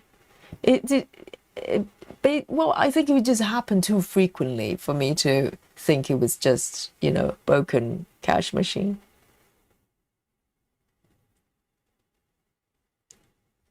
They're very cunning like that.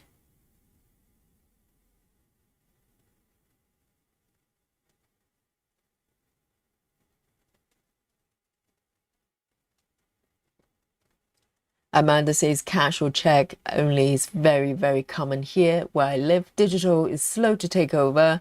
Cash is legal, is the legal lender. It should be law that in all person store transaction accepted in some places. Yes, that's provided if cash is still a thing. I don't know. Eventually, it's probably not going to be a thing. So, because ultimately what cash is just paper version of the digital money. That's it. There's no fundamental difference. And, it's just a symbol, a token of money, whatever money is, that you can exchange for goods and services.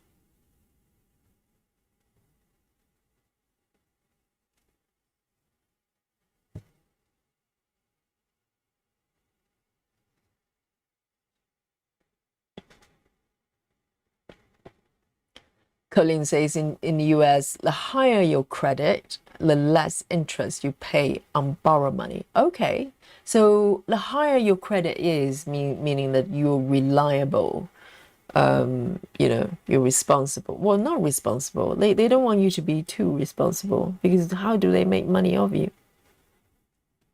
Maybe somewhere in between. People who would pay back eventually, but, they get to charge you bits and pieces.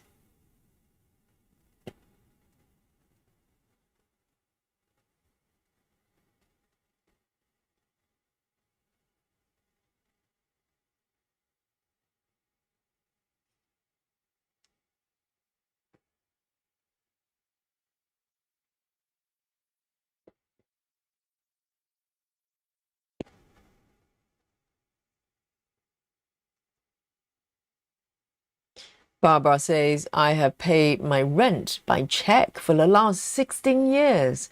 Also, other bills. But I also use cards, but pay them off twice a month. Right.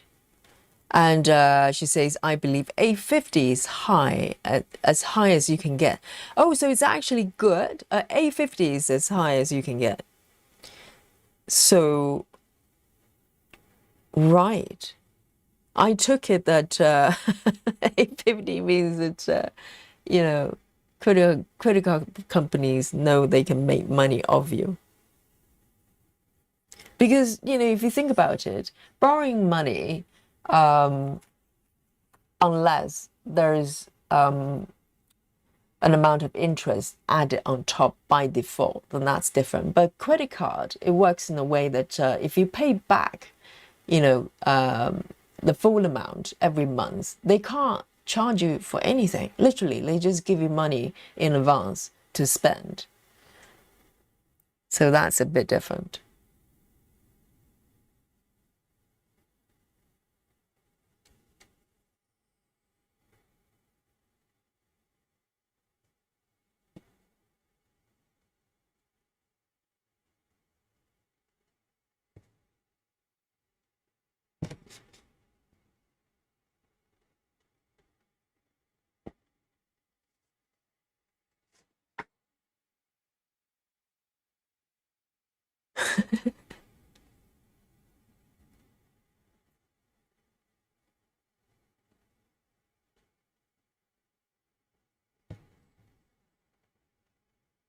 I'm not sure if people are getting a credit report over here. I've never been offered that.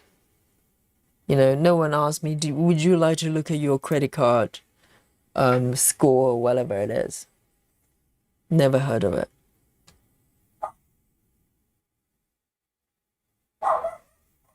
Hello, doggy.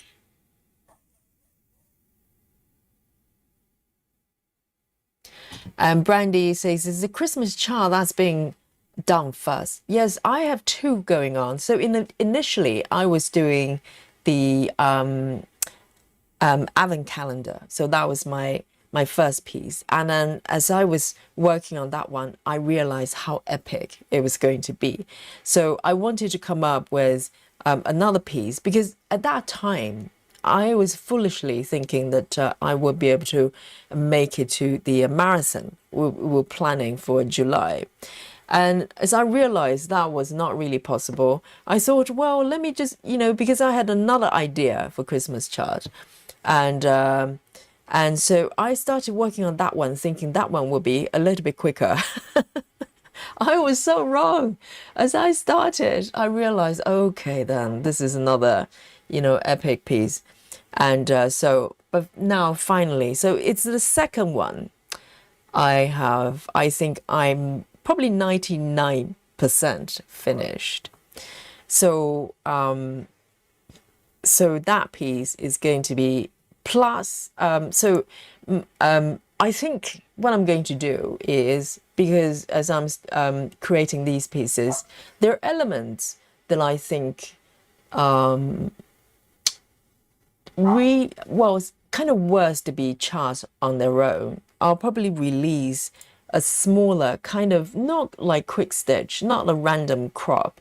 There would be an element of a charge, like I think kind of worth being a charge on its own.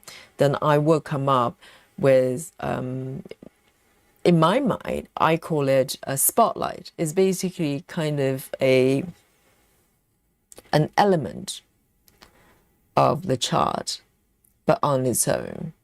So so initially the first release will be two pieces, one main piece and another chart is what I call spotlight of another one. So I'm going to be handing them over to Rachel very soon, and she's going to be in charge of the charting. So I'm really grateful for Rachel. So if you don't know Rachel, Rachel is Mandy, not Mandy. I'm getting confused. Rachel Morton in the chat, okay, and she's got a Etsy store that she's got tons of charts of her own as well. So check it out. She posts her charts on our Facebook group on a regular basis.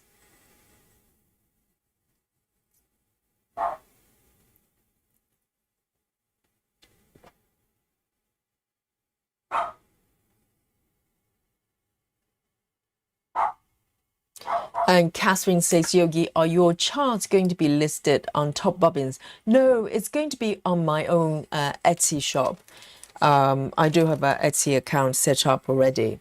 So, but Rachel is going to be fully credited on the document. So you know it's charted by her.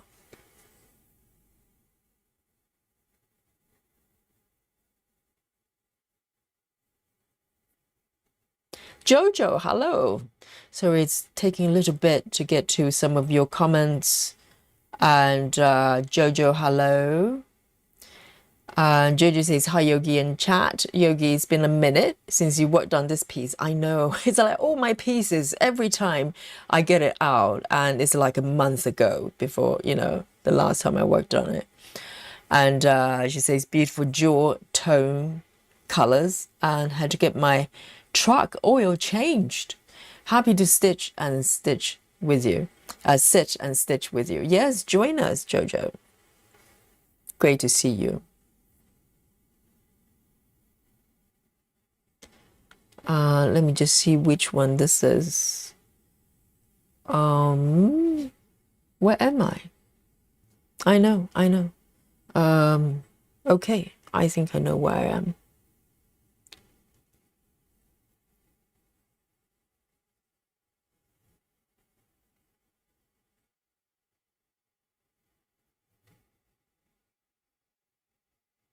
Amanda says a lot of petrol stations, gas stations, have cheaper gas if you pay cash, even now, really.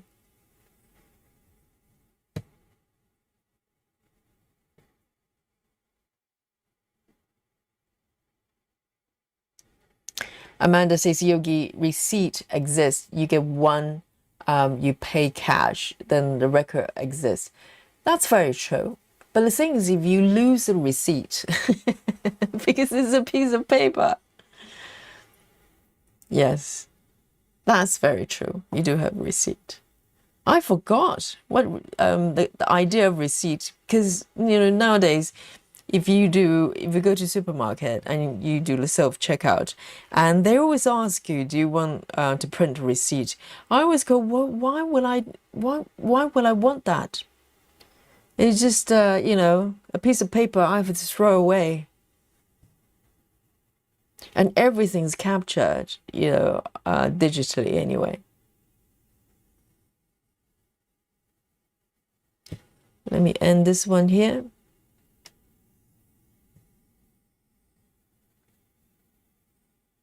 Jojo says cash only. That sounds sketchy. I know.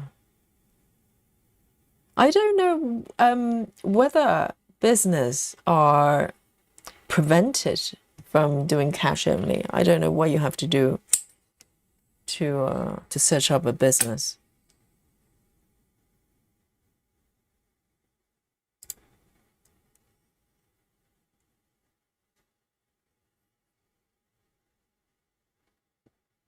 TV says you can go to jail directly for credit card debt, a loan, after it's gone to collectors and court, etc. But do they actually go to prison though? Because I'm sure a lot of people probably, in that category.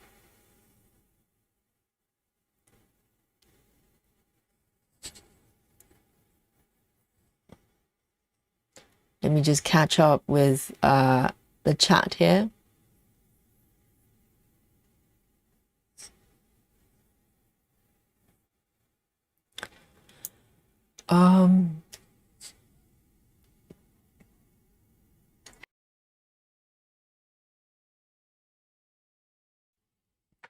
Let me take a sip of my coffee here.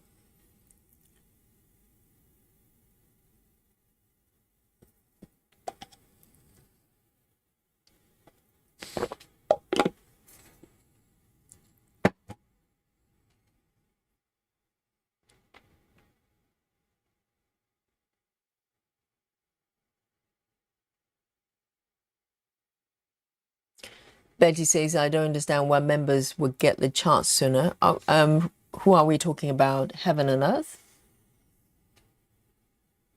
Sorry, I probably missed the previous comments. Let me pick my next color here. I'll probably come back to stitch a little bit of this cushion. I've been trying to kind of, avoid it very cunningly because there's a lot of confetti here, but I would like to move forward with the cushion a little bit. Let me see where I am. Where am I? So I think it's this stitch right here.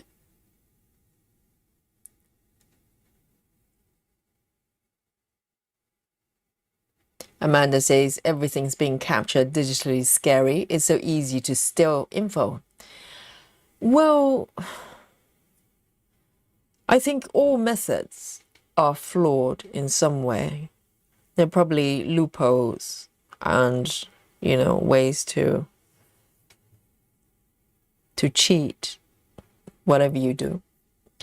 Soko says, one time I sent emails to a flower nursery telling them it's not right, not accepting tangible money, and lo and behold, they reopened up a register for cash. Oh, really? I don't know. Maybe it's for their security as well, because I don't know. If someone gave me cash, I wouldn't know what to do with them. I literally wouldn't know what to do with the money. Where do I put it? That is safe.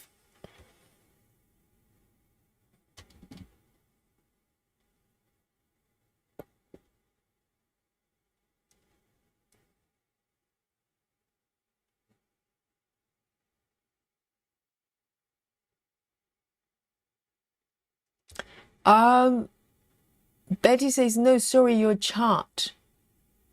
My chart? How about my chart?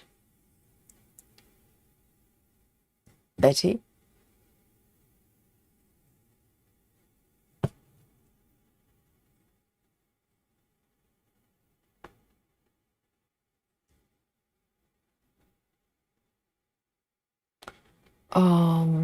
Sorry, I probably missed a whole bunch of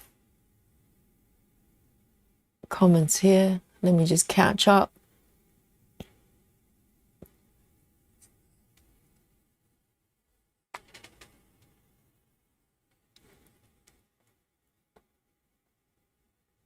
Sola says, is there no cash in the UK? I'm sure the cash is still there. You can use the cash.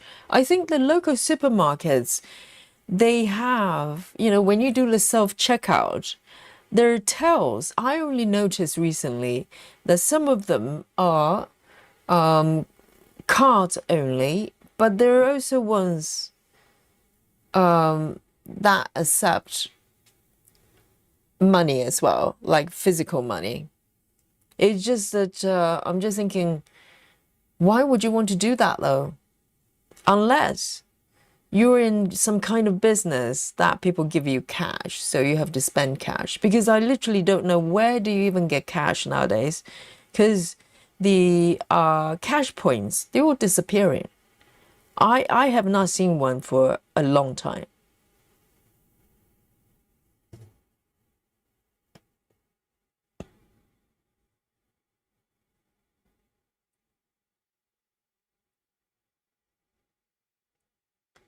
Oh, Amanda says, I asked if members who pay for extra benefits will get the first chart free or early. I'm not advocating that, by the way. I'm just asking because some designers do that. I don't know just yet, Amanda. There's going to be a discount code for sure for members. I don't know about free charts. I don't know. So I will make a decision, but there are definitely discounts for members.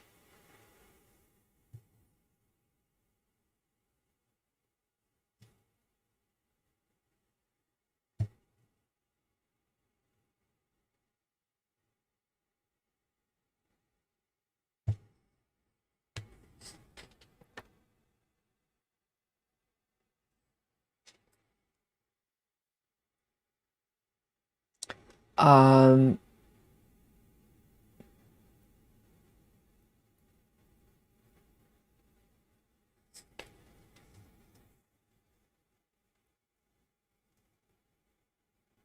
Let me catch up here.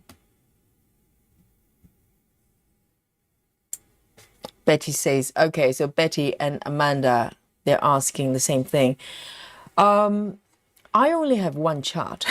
I don't have 10. So, and each chart, well, it's based on a piece of artwork. That takes a long time to create. So it's up to you to define whether it's worth your money. I'm definitely not saying that you have to buy it or anything like that, but I'm definitely offering a discount for the members. 3857.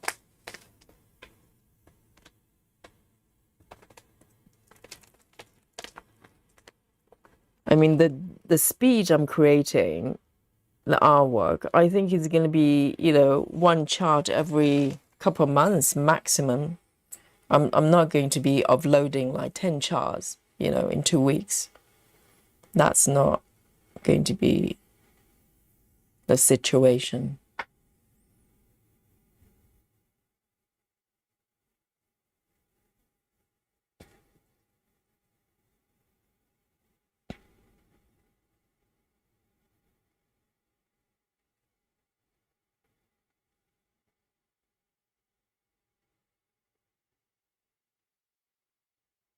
Amanda says, well, if decide would be lovely, Yogi.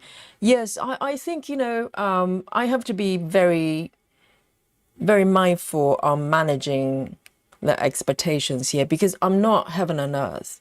Okay, so heaven and earth, they can play the discount game. They can do sales regularly. They sell tons of charts. I have one or two so far. Okay, and it's probably going to be one, maybe two for a while before I release the next one. So each piece would take time to do and to chart as well. So, I'm not trying to do the same thing as a lot of Etsy shops or Heaven and Earth. That's not me. It's literally just me creating artwork and turn it into charts.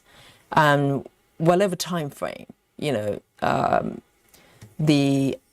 just trying to give you an idea. So this chart, this artwork that I just finished has taken about 2 months, and the Advent calendar one, once I finish it, I'm hoping to finish it maybe a couple months before Christmas. I'm estimating that piece would probably consume about 4 months of my time. So, we're not talking about, having tons of charts that I can just do massive sales and stuff like that. It's just not going to happen. So it's really depending on whether you like it. If you like it, you can buy it. Otherwise, stitch something else. No problem.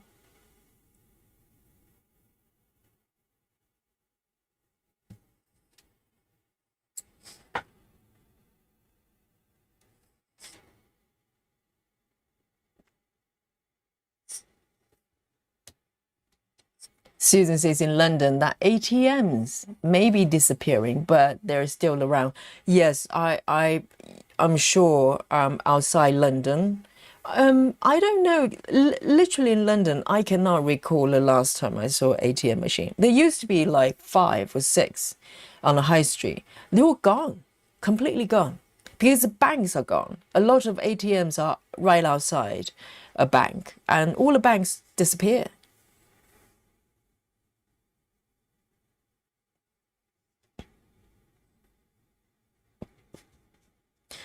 Alex says, it even says the Pokemon cards example on the Bank of England website makes me laugh every time. They use Pokemon cards. Oh, you mean like design on their credit cards? I think even credit cards, physical credit cards, are disappearing as well. Or maybe the demand isn't that great because everything is on your devices. So the physical cards are not being used as frequently. For instance, I have not touched my card, my physical bank card for a long time because I don't need to. It's all Apple Pay. And if I buy via websites, I pay digitally as well, like PayPal and everything.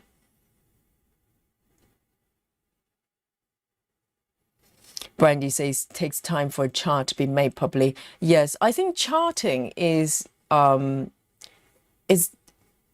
of the second stage of the process. The first part is me creating the artwork, and it takes time. It just takes time.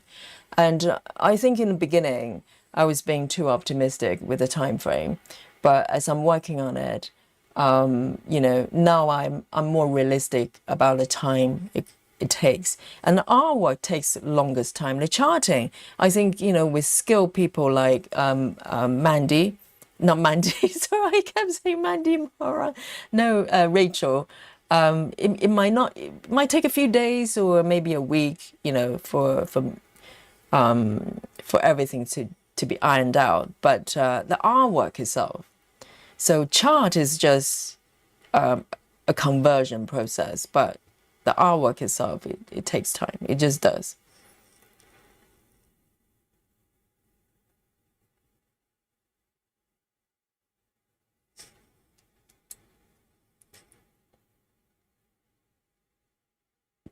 Jojo says, I don't think artists have to justify. Let me just highlight this. Jojo says, I don't think artists have to justify the price for their art. Consumers can buy or not. The artist should be compensated for the artwork. Thank you so much, Jojo. Yes. I'm slightly being put in the spot here, okay, because it's a real-time conversation, and I really appreciate all the stitches they ask. But yes, I am looking for ways to, kind of as a thank you to the members in particular. In theory, I would love to be able to offer the discount code for everybody, but in reality, that would not, would not really work. I'm an independent artist here. I'm creating one piece at a time. Each piece takes months to do and turn it into a chart. Hopefully some of you, might like and want to stitch with me. And that's it, really. I'm not heaven and earth. I'm not Stitches So Beautiful.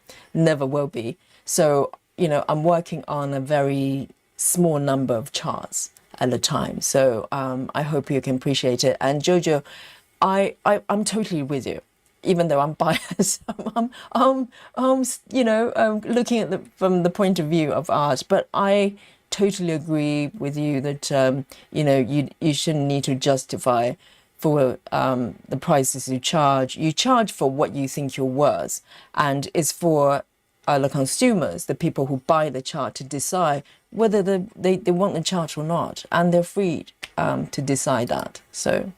Thank you, Jojo. I'm with you. I'm with you. Alex says that the shop can ask you to pay in Pokemon cards if they want, really. So they have turned the cards into currency. Amanda says, I can't imagine no ATM machine. We still have lots of banks, lots of freestanding ATM, and most gas station and grocery stores. Chocolate time, Susan says. Yes, indeed, chocolate time. Betty says, neither Amanda or I are arguing about the price. We don't know the price. No, it's not going to be priced out of market, hopefully, that wouldn't make sense. But I have not decided on the prices yet. I know. And but it will be, hopefully, reasonable to you and me as well. So it has to work for both. And but it's not going to be free. So I just want to manage the expectations here. And Jojo says, I had a time finding ATMs in the UK. Thank goodness I could play with my debit everywhere, including the cabs. Yes, black cabs, any cabs. I mean, Uber by default is use a sort of sort of account, their own account. But black caps, you can go in and just pay with credit card. Totally, totally. Because not everybody's walking around with cash. Very few people. Let's have a bit of chocolate, shall we?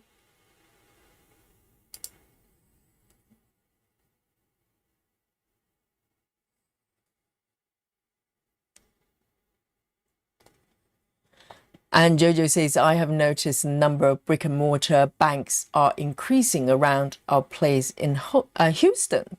Not noticing any new locations here in Alberta. Right, so they're increasing. Are they coming back? Because our banks, we used to have, I'm trying to think, a Barclays, a Lloyd's, a Nationwide, a Nationwide? Is that the name of the banks? And at least one other. There used to be at least 4 or 5 banks on our street, and they're all gone.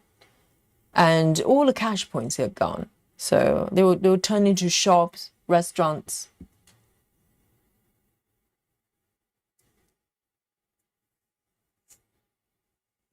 And Soko says, sorry if this was already addressed. I stepped away because does UK have Amazon stores? Have you? Can you scan your palm to pay? Really? Well, I have heard they're physical Amazon stores. I have not seen any locally, but maybe in central London, maybe some sort of experiment. I'm not sure. I have seen videos of them, and you can go in. I think you don't see products, do you?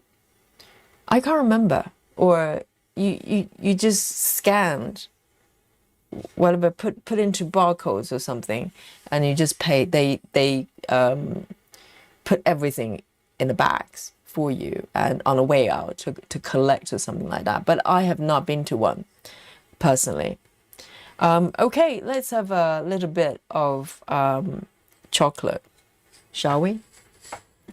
Chocolate button time.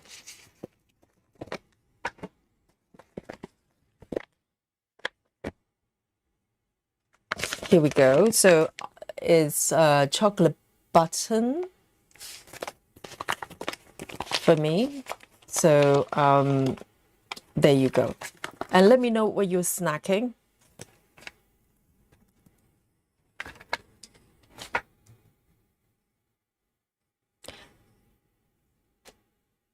Amanda says scanning your palm to pay is horrifying. Everything's horrifying.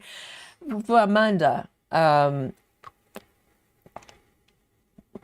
think Amanda prefer having cash under the bed, right? And gold bricks. Amanda, do you have gold bricks?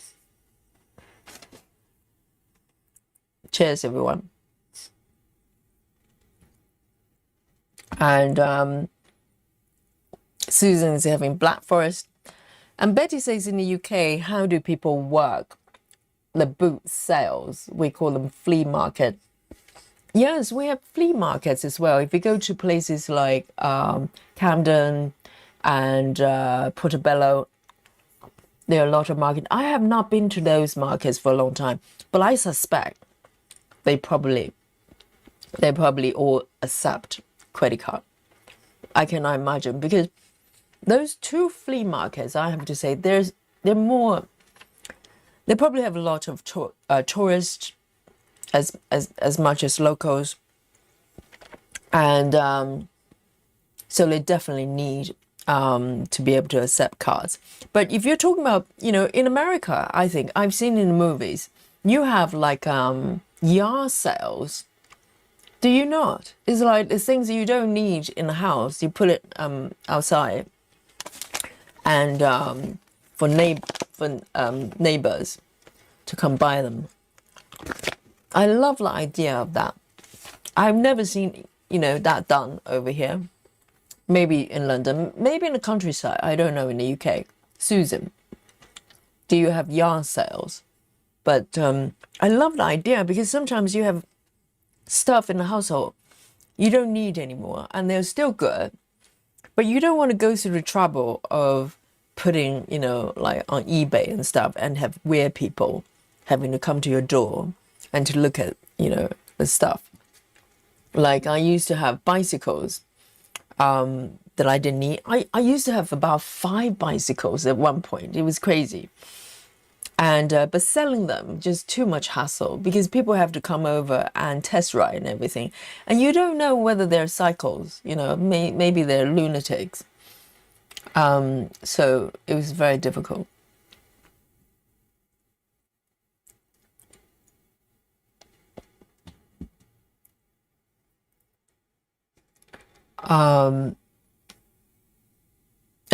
Solar says I'm snacking on air. So Solar is breathing dust. that's the snack. Enjoy Solar. Samantha says my daughter and I went to food truck rally in our town and got some good eats. Reuben for me and barbecue pulled pork for her. Yes, I learned about Reuben. It's like a sandwich, isn't it? I learned about that from a video on YouTube talking about New York.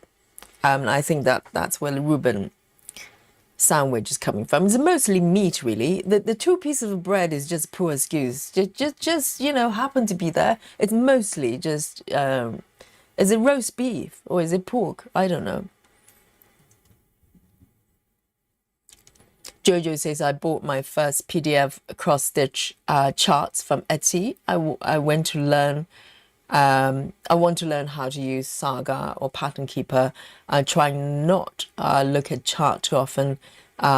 Easy to become chart collector. Yes, I know, that's the problem.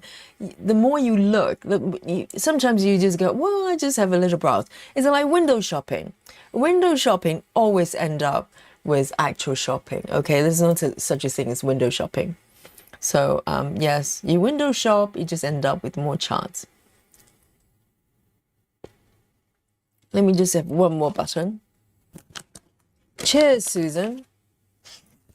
Susan's having a Black Forest chocolate.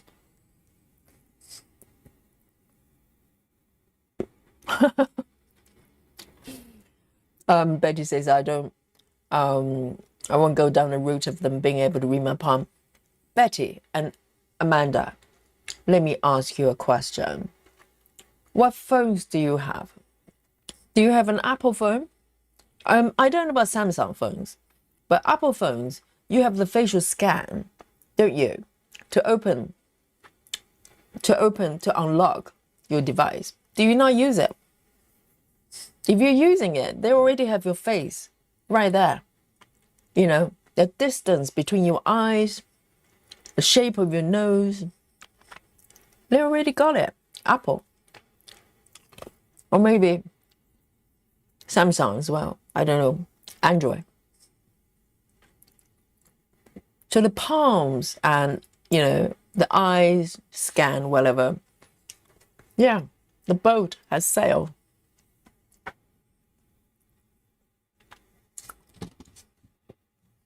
Yum, yum. Let me take a sip of my coffee.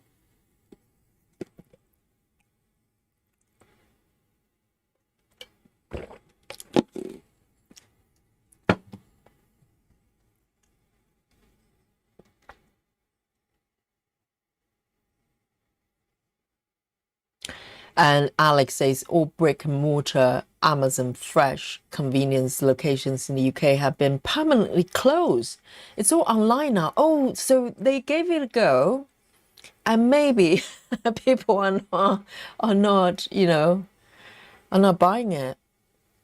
Yes, I have seen a video. Maybe one of my brothers posted in our group. We have a chat group. And I remember looking at that, but I think that was in America.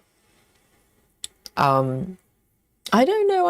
I don't mind going to the supermarket and buy some stuff, and because nowadays you could you have the option. My local supermarkets, at least, you have the option.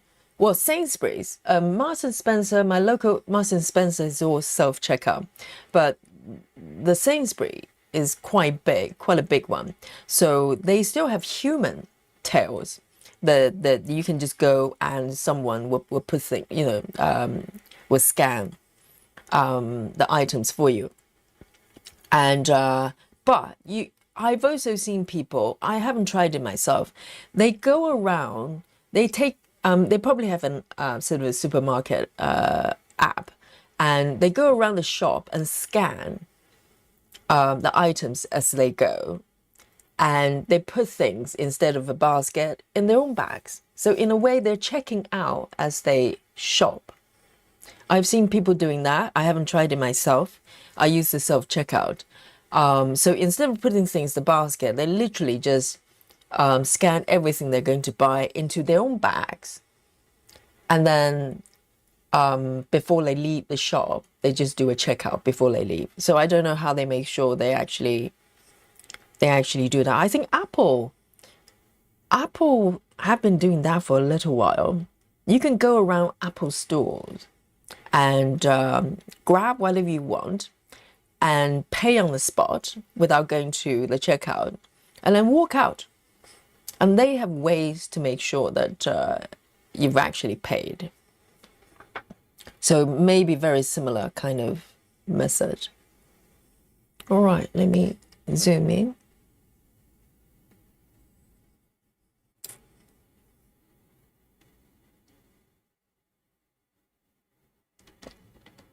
Susan says, no, not yard sales, craft sales, fabric, etc. But is that sort of, around your neighborhood? The yard sales I was talking about is like literally on your street. Some people, well, in America, it goes with the lifestyle, isn't it? They probably have a car park somewhere and they have the space for that. If you live in London, London flats, you don't have that. You can't just do it on the pavement. But I love the idea of that because, everybody probably has stuff in the house that's perfectly good, but you don't need anymore. And you can just sell to your neighbors very easily.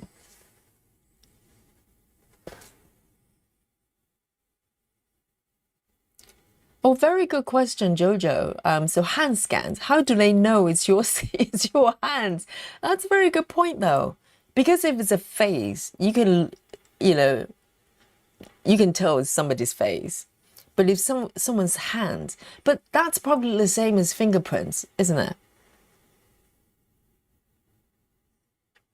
All right, let me move on to the little cushions here.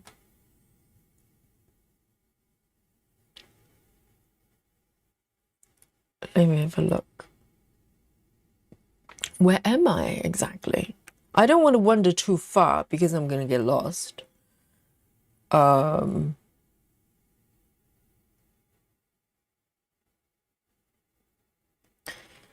Okay, one stitch here, 3371, 3371.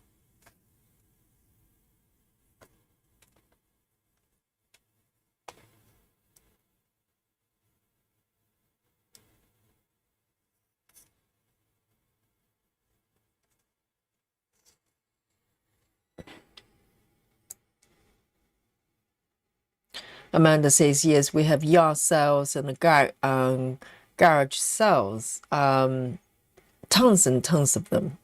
That is so nice. Because I really like the idea of that. Betty says, my snack is a baked sweet potato. It's a supper, really.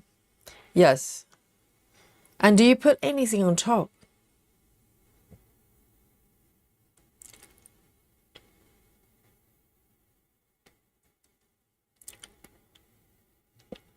Mandy says, I use cash in the most places in the UK. What will you all do if the internet went down? No idea. We just cry and maybe try to borrow some cash from you. I think that's what's going to happen. But I think internet is working in the way, I don't know, because internet, all it is just computers connected together.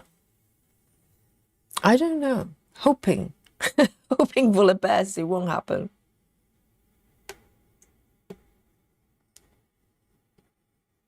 But I think cash probably has the same problem. Not quite the same, but the cash, ultimately, we're talking about token papers with values that we all agree. You know, if it's £5, we agree that piece of paper equals £5 worth of things or services. But the thing is, though, that agreement could change.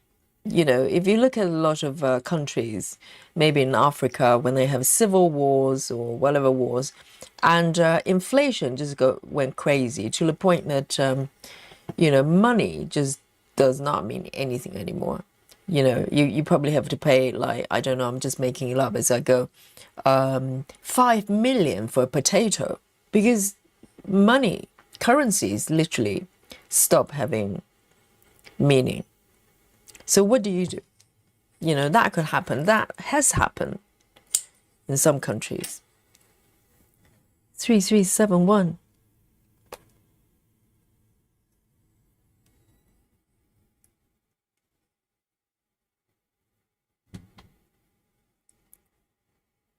Betty says people that sell on the marketplace in Facebook usually meet in a public place. That sounds so scary. And the smart people anyway. Well, yes, I think it's risky, isn't it? Particularly for women, you know, and a hassle as well. You have to go through all that trouble just to sell, I don't know, a CD player or something.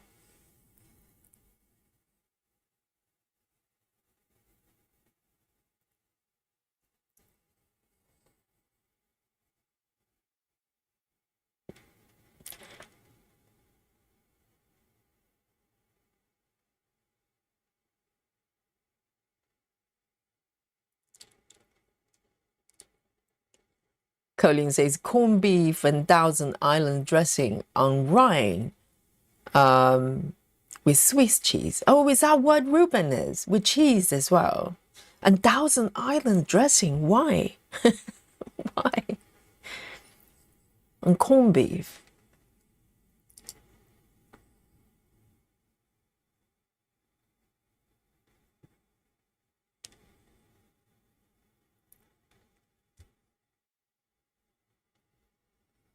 So let's say Reuben is rye bread. So it has to be rye bread. Okay. Not just regular bread. Corned beef. Sauerkraut. Oh, I love sauerkraut. And mustard. Very nice. And cheese. Okay. You can't really go wrong with that combination, even though that definition of corned beef is a little bit elusive for me. Mandy says, so Mandy doesn't use facial scanning, really? So you just punch numbers. You put in a code. Right. I think for me, that's too late. My face is out there. And Amanda also doesn't use facial scan. Wow. So in the previous versions of this, the kind of security unlock, they used to have the fingerprint version as well. I presume you didn't use that one either.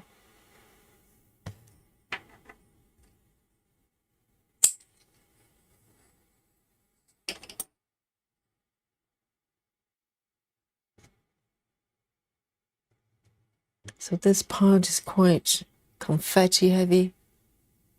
Gonna have to be patient.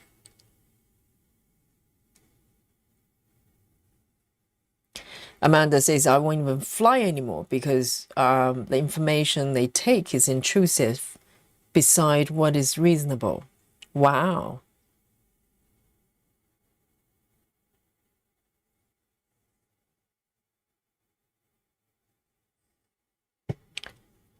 Let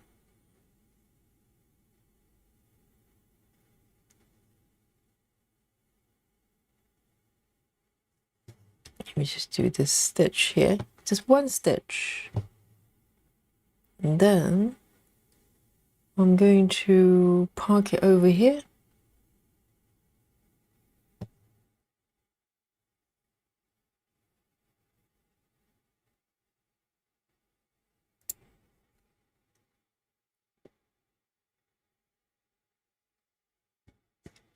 Sola says, I realize Big Brother is stealing my image right and left, but I'll try to make it difficult as possible. I turn my back to the to what? Chamomile. Well, and my what? Oh, look, the camera. Okay, I was thinking, what is it you're turning your back to? Oh, you turn your back to the camera at Walmart, and I won't have my face on my phone. Sola, you're trying. Well, I admire the effort you put in, but it's too late because there are cameras everywhere. You can turn wherever. There's a camera pointing at your face. Okay, Sola, that is yes. I admire the effort, but that's too late. I'm sorry to break the news to you, Sola.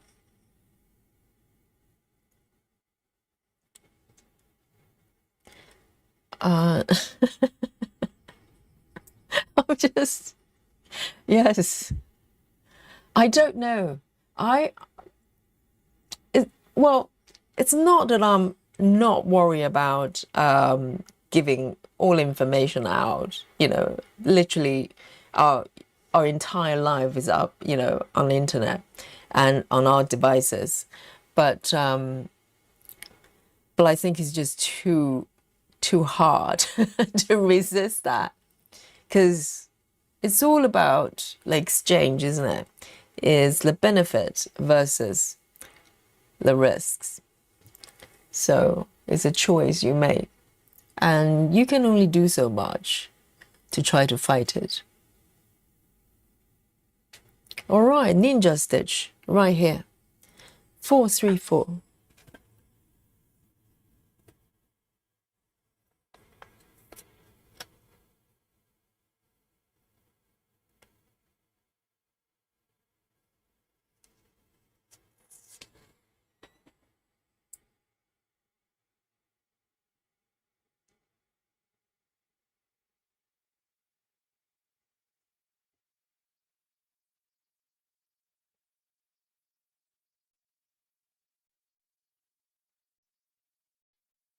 And Betty says, I put a little butter and cinnamon. Oh, on sweet potato. Wow, I never thought about that. Yes. So is that sweet or savory? I wonder. Do you put salt on it? Because sweet potato is a little bit sweet anyway. And by putting butter and cinnamon, you turn it into a dessert.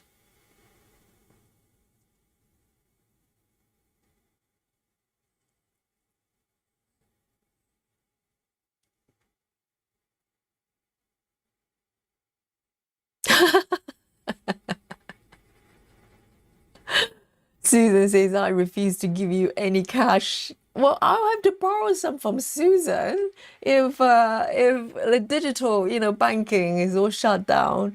And Susan says, I refuse to give you any cash, Yogi. You have to go without your iceberg and kale.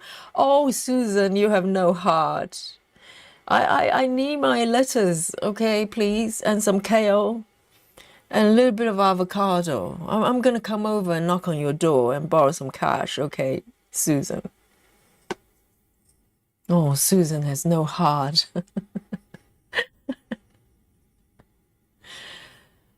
Ah, well, I think Sola, you probably mentioned another mysterious word, pastrami. I had to learn that from watching a YouTube video as well. What is that? Is that some sort of kind of a sliced beef or something? I don't know. They all look the same to me. But there you go. And corned beef.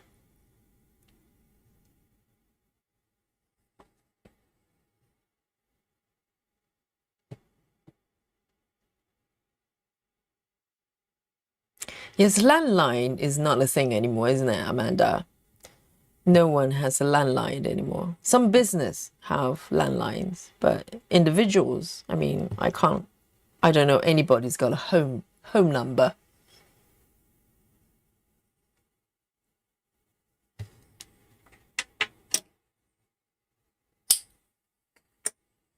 Just one stitch, 4, 3, 4.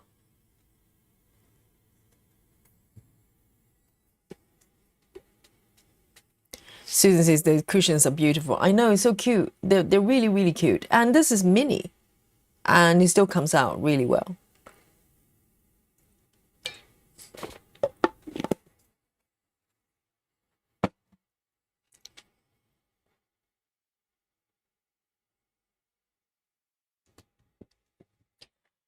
And Samantha says, is it bad that I want to start a new project, but it's not full coverage? It's half monochrome and half color. Go for it.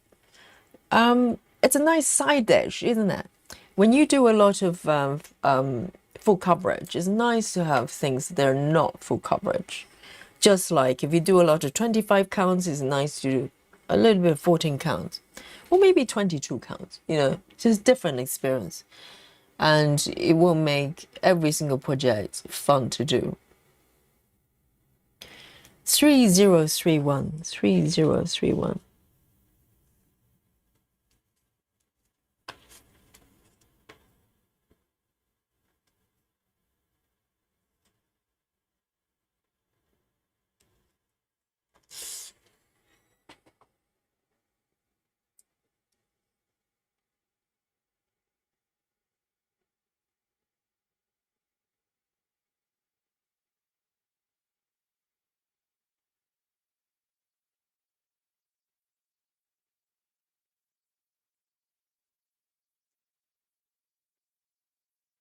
Amanda says it's always worthwhile to fight things that are unjust or ethical, even if you can't win. I think technology at some point, because if you think about security, the whole point of security is to use very unique information that's only you have, that's unique to you, in order to identify who you are. So it reduces down to, you know, in the last few decades would be passwords, and tons of passwords. They're still around, but it takes time to punch in the password and everything. So the focus starts to shift on your body, you know, the eyes, the face, the fingerprints. They have to have something that's just you, and because it's unique to you, it's also personal as well. So that goes with the territory, unfortunately. So it's a choice. I mean, the face scan is extremely convenient. I just need to point the phone to my face and it knows it's me, and the phone opens. Versus if I have to punch in, you know, 6 numbers. So it's a choice. But the thing is, Amanda, sorry to break the news to you, just by being online, you're out there, all right? It's too late. Betty says, I want to start Halloween on, and it's also full coverage. Go for it. Alyssa, hello, Alyssa.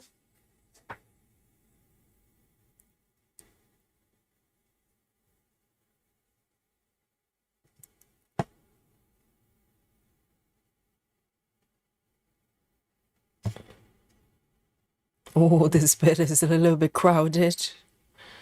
Need to be patient.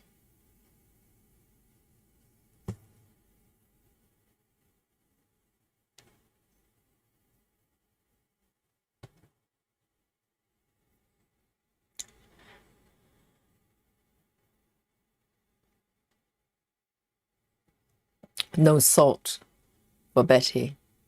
So just cinnamon and butter. Cinnamon powder and butter. That sounds very nice. I think cinnamon works with sweet potatoes, for sure.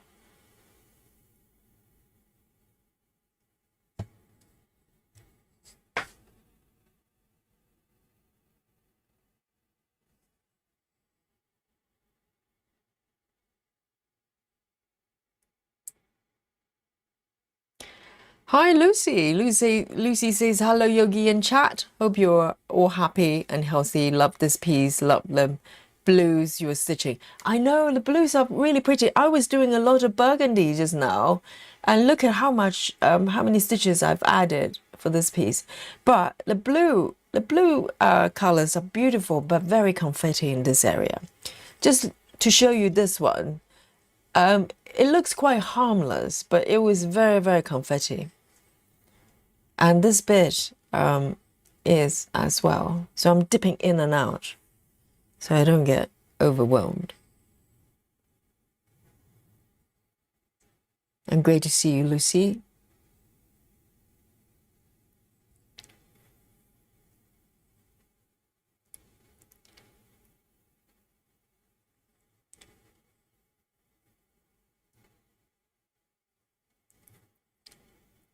And Jojo says, I have a landline backup when the internet fails. Well, but the thing is, if the internet fails, the phones are working through a different system, isn't it? It's not Wi-Fi. So unless that goes down as well, that would be apocalypse pretty much. Lucy says, Yogi, are you doing this block by block? I forget the different ways you choose to stitch. So this one, I have to stitch this way. Okay, so this is not block by block. This is kind of a version of Gemma's method, even though I'm not really following a certain direction necessarily. I'm just pick and choose around the edges and easing out. So you can see there are no floating stitches, and it's a conscious decision, because this piece, if I start to float stitches, it's going to be a nightmare. It's going to be very very hard to stitch. Where am I exactly? Am I even stitching the right color? I have a feeling I might not be. Hang on, let me just have a double check. Why does this stitch not marked? So this is looking a little bit curious. 1,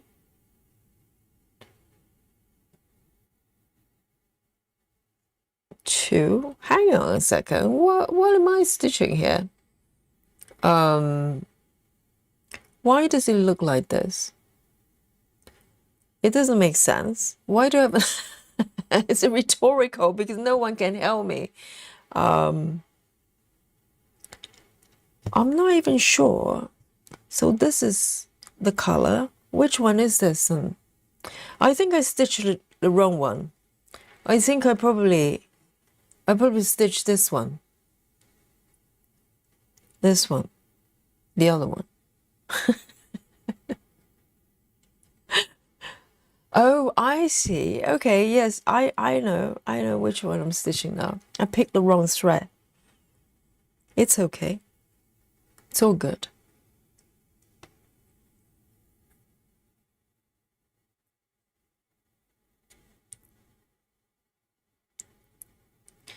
Samantha says, I just have 2 full coverage pieces, the black work piece going.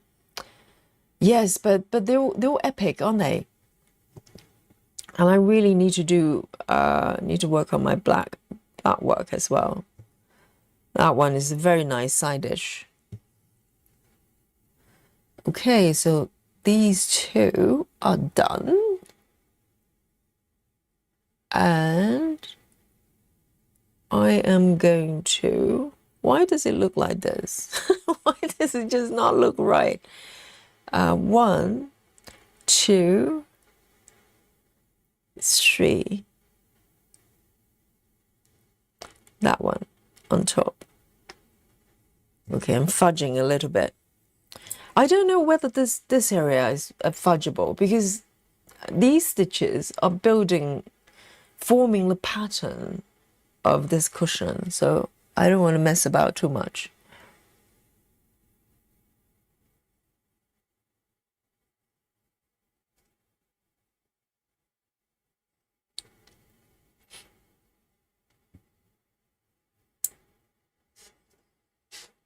Lona says, hi, Yogi. I switched back to my phone. Lona, I hope you're well.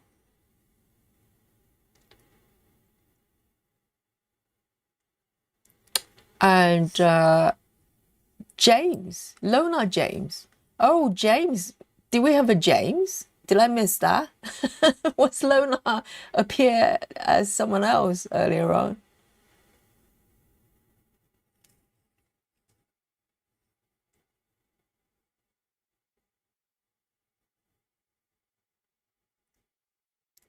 And great to see you, Alisa.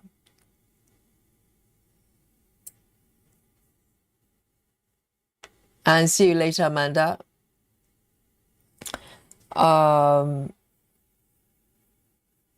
Soko says, wasn't it in London? They were trying to install cameras on the street, and citizens were climbing up on top of them and taking them down. Really? Like CCTV. When was this? Well, they're going to be really busy because London apparently is one of the cities that's got most cameras, apparently. That everywhere you turn, everywhere you go, you're being filmed, really.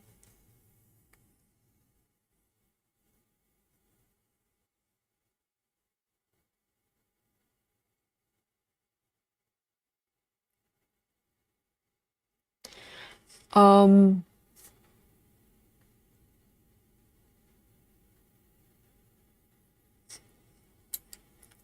let me see, where should I go? I'm probably going to have a, let me have a look. It should be doable. Let me try this.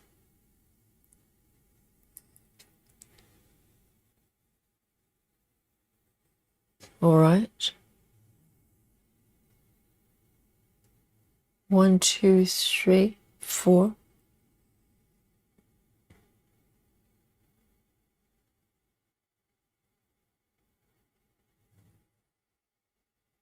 Samantha, just do it. Okay. Lola says, I've been here, Yogi. Oh, good to have you. I hope mom is okay as well. All good with you. No tornadoes today.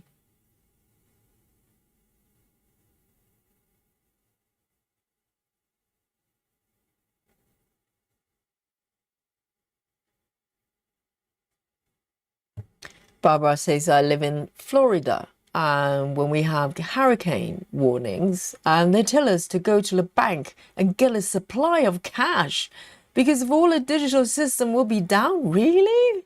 But the thing is, if there is going to be some sort of flooding, all the money, but that's a bad thing to tell people to do because everybody's gonna just rush to the banks and try to get money out, and they're gonna run out. They have to print new money as they go, because there'll be shortage of money.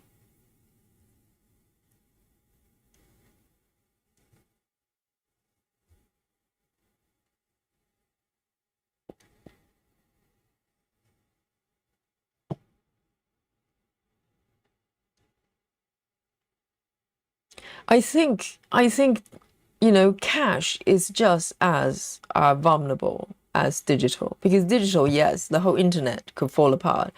I don't know what it takes for that to happen, but the the money can literally turn into papers overnight, or metals with no value overnight. All it takes is just disagreement on the value of the money. That's it. You're having a pile of papers at home.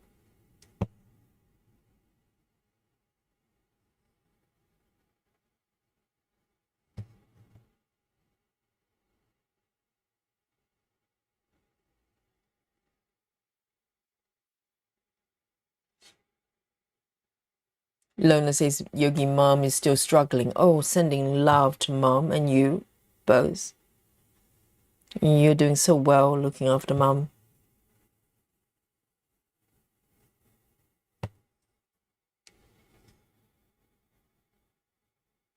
And hopefully mom is not having any pain because, you know,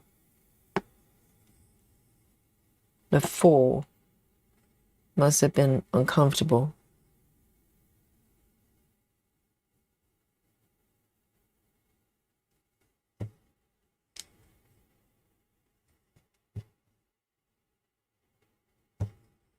Oh dear, what's happening here?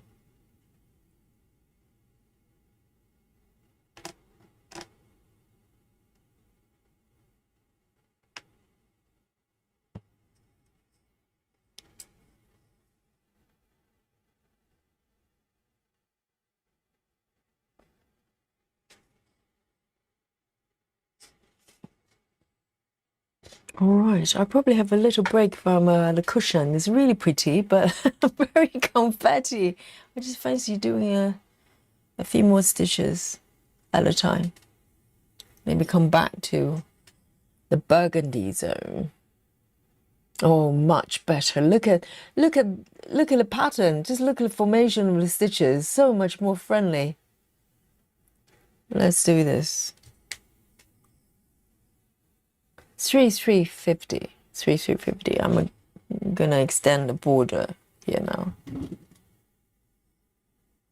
Jojo says when we're in Louisiana, we always kept 500 cash in hand to cover sudden expenses during hurricanes, and came in handy when we had to leave town and had to buy gas along the way. Well, I think, yes, backup, to have cash as a backup is good, provided it's accepted wherever you buy. I'm just thinking because so many places nowadays, it's kind of, you know, cards only. So in time of emergency, I don't even know how they're going to process cash. 3,350. 3,350. So for instance, I don't know, like Uber, for instance, it's all completely online platform that controls everything. So if you need transportation and you call, oh, that probably wouldn't even work, right? If you try to use Uber when, for whatever reason, the banking is all collapsed, no digital transaction, literally all the services probably have to stop.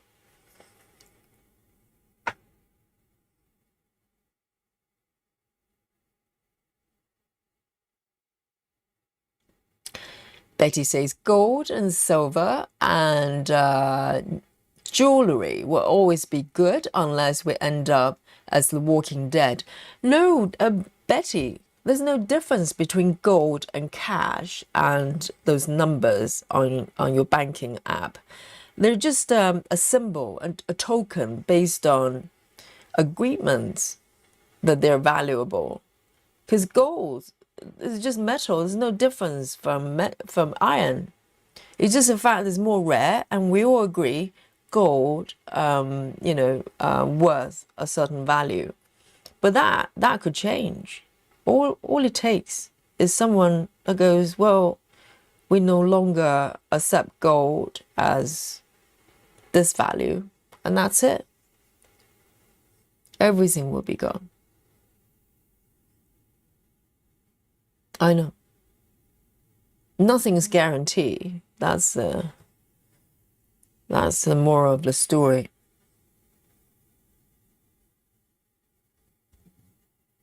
Alex says, I'm stitching very fast today. Alec, I wish I could say the same, but I can't.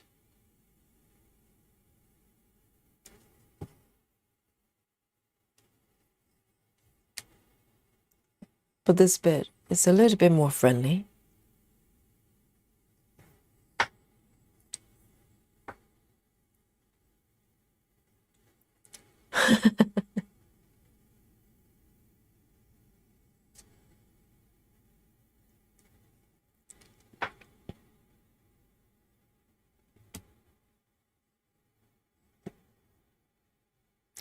Solar says it's very different here. Cash is always accepted. Well, that, I don't know. It's probably a matter of time that cash is going to become not a thing anymore. It's already, kind of that way. Because money, ultimately money is just whatever you agree,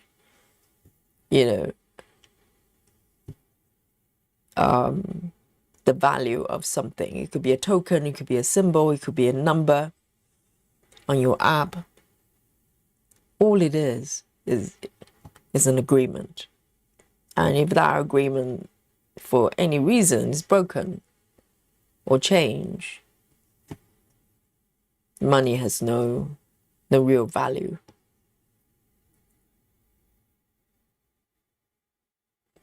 Solar says money is such an artificially made thing. Yes, money is just a concept. Money is just you and me agree that this thing, I think historically they used to use seashells as money, as currency, because all it is, it doesn't matter if it's a piece of metal, a coin, or a piece of paper, like a note. It's just a thing that represents value. That's it. There's no intrinsic value to all any of them.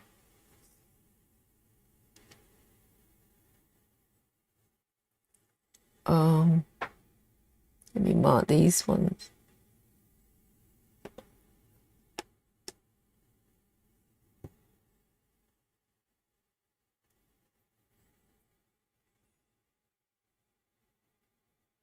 Susan says, Yogi, I don't think your chart matches. Oh, don't say that, Susan. What do you mean? Oh, you mean it doesn't update? Okay, that I can do. I saw you were saying that my stitches are all off. Let me try again. Because sometimes the app just freezes. Let me bring it back. Let me see if I can. That's better, isn't it? Yes, just to prove that I'm not improvising with my stitches. I'm actually stitching according to the chart, okay? I'm not freestyling.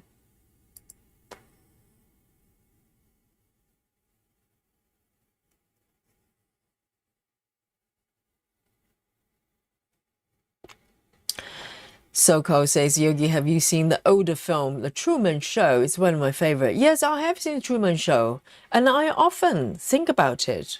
Well, not like every day, but sometimes, I think about the concept of the film. I think the film is meant to be kind of, the whole thing is a game show, a reality show, but that reminds me of a game as well. It's called Prey. I don't know any of you have played. It's based on the story that there's a world that for people living in that world thinking that's the reality, but everything is behind a screen, a projection, like, artificially created. But obviously the occupants in that world, they have no idea. They think that's their reality until one day that barrier was broken and they realize, or maybe the main character realized, there's a world beyond the barrier, the walls, beyond the walls, and it's a different world. It's not reality. So reality is just what you think the world is. That's all that is. Just like money. Money is just a concept that we all agree on. The one day we do not agree, then it's gone.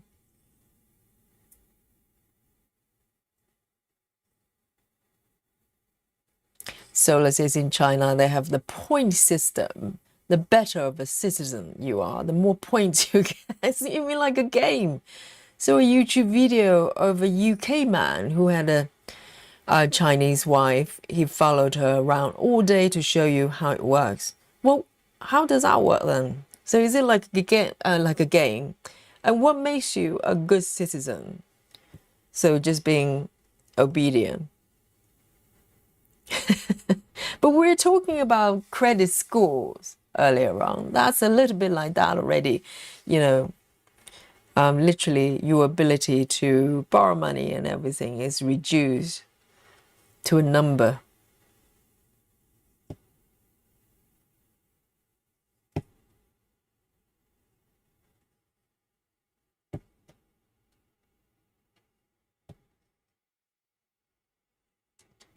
Colin says if money is ever traded by cross stitch, I might be a millionaire. I think all of us, you know, if every single stitch equals $1, we'll be quite rich.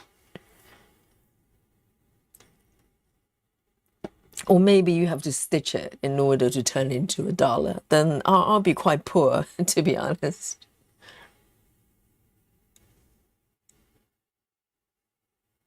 Where am I? 1, 2, 3, 4. Okay.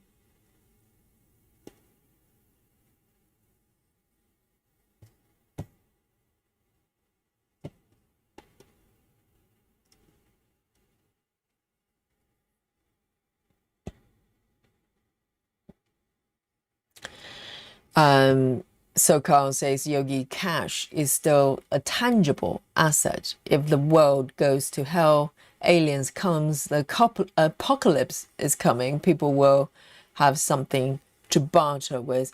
Well, not really, because if you look at cash, they're just pieces of paper. If you look at something, a real tangible thing, or more tangible things would be a pencil, for instance. If you take a pencil, right?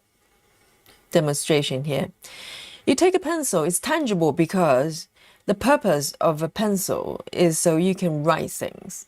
And indeed, if you take the pencil and start drawing, you can write things. This is tangible because A plus A equals B. Okay, I can prove it to you. This is a pencil because when I write, it draws a line. If I try to do the same with, I don't know, with my scissors, that's a different thing. It performs a different function. So these things are tangible things. It performs a function that they're meant to be. Money is not. Money, unless you can buy things with them, they're just metals, pieces of metals you can't do anything with. They're just pieces of papers you can't do anything with. So they're not tangible. They're tokens. So they represent a value. And that value is based on agreements. And if that agreement is broken, the value is gone. So it's much better to have a pencil than anything else. So no, money is very vulnerable. Very vulnerable. And same thing with gold and precious metal as well. Diamonds, what are they? They're just, you know, certain mineral and metal.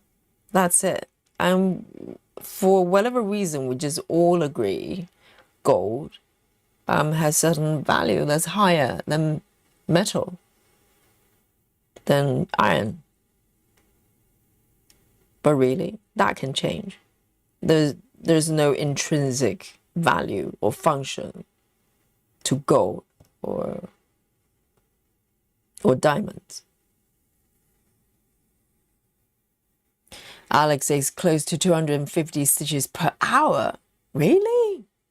So 4 hours, if you do the same session as Yogi, 4 hours, you can stitch 1,000. Alex is one of the aliens. And Soko says even if the paper is deemed valueless in true catastrophic event, people will still have something in their hands to barter with. Yes, they probably would. Bartering is different. Bartering is I take my pencil and exchange maybe a piece of bread from you. if you value my pencil, you like my pencil, you needed to write something, you might let me have a piece of bread from you. That's bartering with real things. Maybe some sort of tokens would still be used, but that the tokens only have any meaning if everybody agrees with the value, and that's difficult, in times of post-apocalypse. And I don't know, real things have real values. Like, if you give me some iceberg lettuce, I know it's iceberg lettuce, I can eat it, so it's real. And if I give you a pencil, you can write with a pencil, it's real. So, stick with real things. Maybe hold on to your power tools, that you can still use them to do powerful things. I don't know what you do when there's no electricity. And Brandy says, improvising what we say instead of fudging now. Ha ha ha ha. Brandy, very funny. All right. It's like that, is it? It's a tough crowd. Yes. I fudge from time to time. If I do fudge, Brandy, I do make an announcement, okay? I say, I'm fudging right now. It's official, okay? I do not fudge without announcements. So it's full transparency here, okay?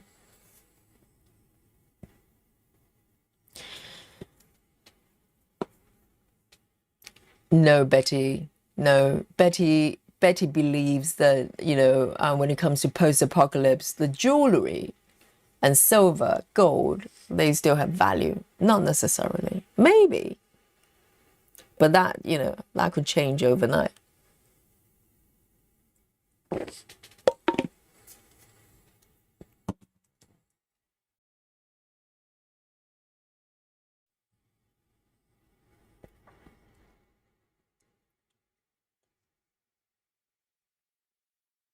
So let's say it's being obedient in China earns you points.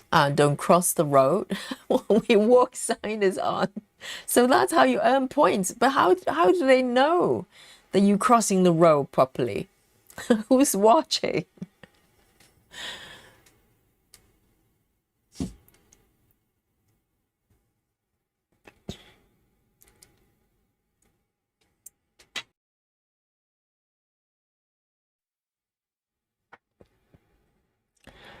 Betty says you've never needed those dollars to buy gas, water, food, and natural disaster. I think people just start robbing others. Hopefully not.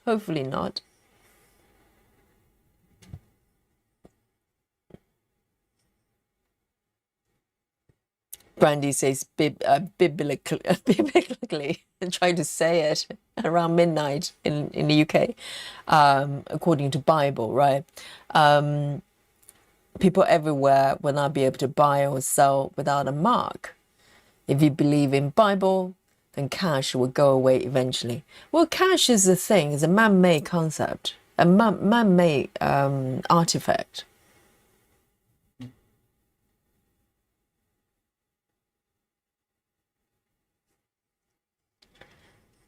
So let's have a look. I'm going to move over here. Okay, 3831. I love those burgundy colors.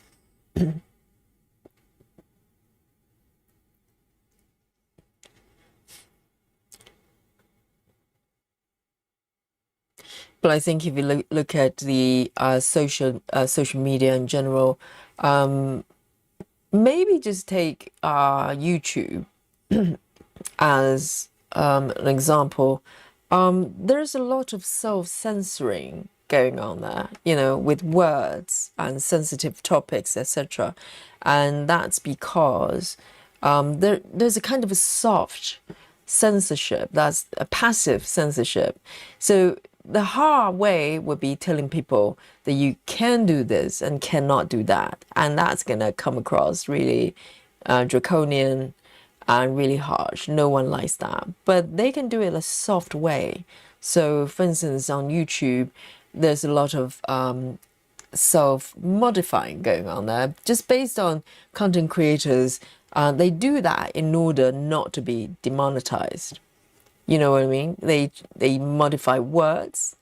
They maybe shift topics. There's certain topics they will not cover because they don't want to be demonetized. So you don't have to necessarily tell people what to do to make them obedient. You just take the money away. That's it. That's enough to get most people behave, so to speak.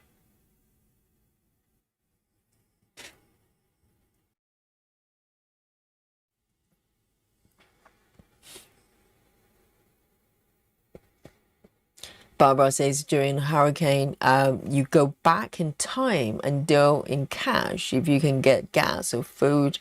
I was a mail carrier and could not leave my area. I was without power for 10 days in August in Florida, no AC. Oh, you mean like at that time, not this year, right? But in some way, if it's a natural disaster like weather and stuff like that, people know or hope eventually, things are going to return to normal. So in terms of, value of money, it's not going to collapse overnight. But let's say if there's alien invasion or some sort of apocalyptic situation, people don't know what's going on. So the order that we have now in the world will collapse overnight, possible. Because people, when there's no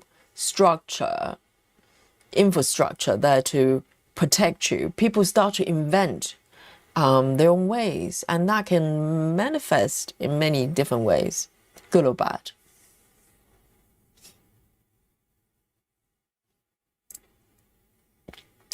Yes, Betty.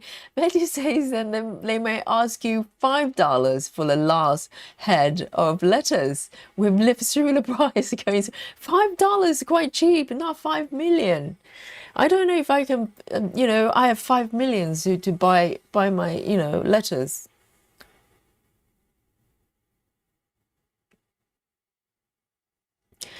Soko says, but if we're in apocalypse, how do I get your pencil? How do I get your scissors? Well, the thing is, it will have to be face to face. We'll probably have to be on the same street or in the same area to do that. So bartering would be, because historically, bartering was a thing, wasn't it?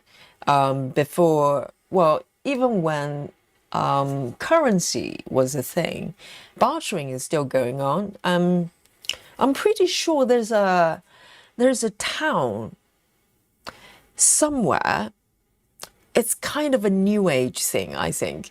There's a town in America, I'm sure, somewhere, or maybe in the UK. I can't remember. Someone told me that you can only barter. I think it's to do with, is it Running Man thingy? I have no idea. It is some sort of thingy that people, kind of festival or they go sometimes. And I was told there is a town or a village that there's no currency and you can only exchange things or services to get things. So maybe they're practicing how life is going to be post-apocalypse. But I think, if you take away if you can remove the idea of currency off your head, even though, we're conditioned to think that if you want to buy something, you buy with money. But ultimately, if we live in a world that has no money, naturally, we're going to exchange things. That's the most natural thing to do. I'm going to go, well, I'll do this for you, and you give me that. Or if I give you this, you give me a little bit of that thing. So, that bartering is probably the most natural thing for humans to do. Well, I don't know what the value is going to be for our whips. Do you think it's going to worth anything? 3350. We have a lot of whips. 3350.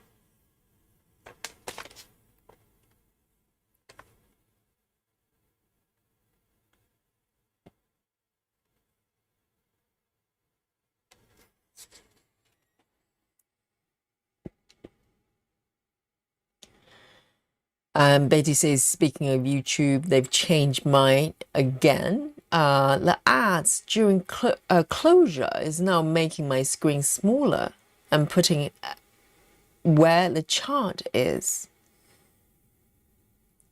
So where the chart is, but there's no ad right now, right? Because we're not monetized when we're live. So you're talking about replays or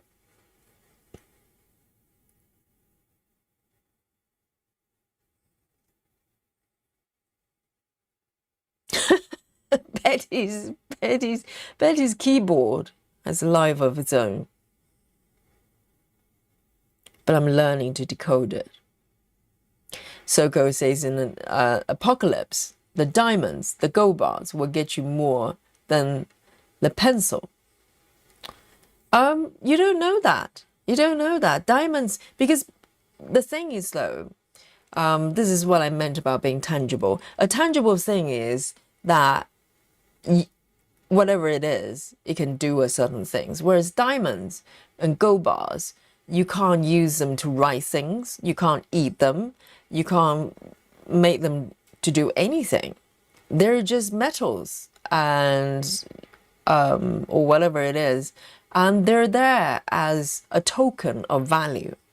So anything that's a token is not tangible. It's not real, because you know the value can be different. Depends on the agreement.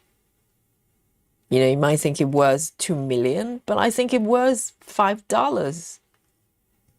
Then what do you do?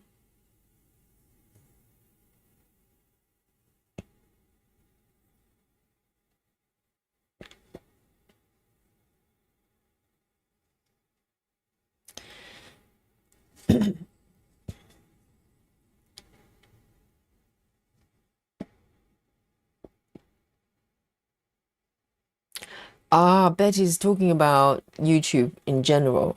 Yes, they're always trying to, because I've got premium, so I don't really see ads. Not really, but I think if you don't have premium, then yes, there'll be ads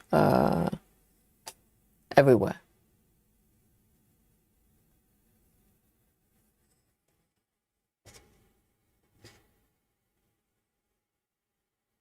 One, two, that one.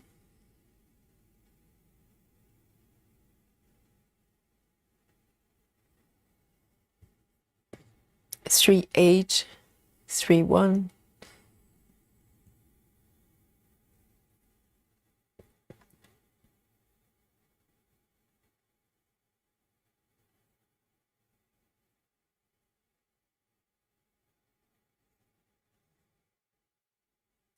Soko says, a positive thing though, if we face apocalypse, all us cross stitchers are at least prepared for the weapon or needles. Well, at least we're not going to get bored. When there is no internet, no YouTube, at least we can still stitch. We're not going to be bored. Boredom is not going to be our problem. And also the great thing about stitching is it doesn't require, well, the problem is, okay, there's a slight problem if we don't have apps, right? So we have to stick with paper charts. But as long as you have the paper charts, you can do it without electricity. So we probably have to stitch during the daytime. And nighttime, we have to find something else to do. So we can't see, there's no electricity.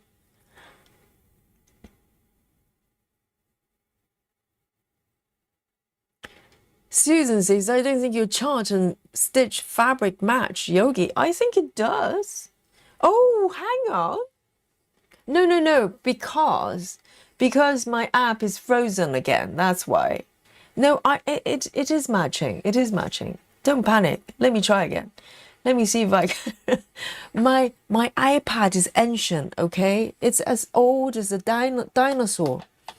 So it kind of just freezes sometimes. The iPad, the screen doesn't freeze. That I'm looking at is the translation onto the screen. Look, it does match, Susan. I'm not lying, okay?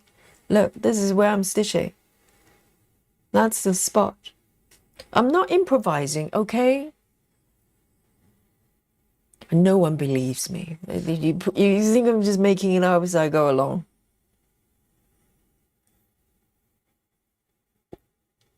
Colleen says, as long as anybody remembers the value, they will try to gain power by obtaining metal, gems to restart currency exchange unless zombie apocalypse. That may be the case, Colleen. We're going to be so busy fighting zombies. We won't have time to think about value of gold and stuff. But I think you have a point, Colleen, because if the human race, the human civilization is being rebooted through apocalypse, human being human, unless we're fundamentally changed as a species, we'll probably try to recreate, through our memory, through our experiences. If we survived, we'll probably try to recreate what we know. And maybe there will be differences, but I think we tend to use what we know as a reference to build our world, don't we? So you're quite right. Maybe at some point, when the zombies are defeated, we might start building up, the same world, very similar world, with things with value as tokens.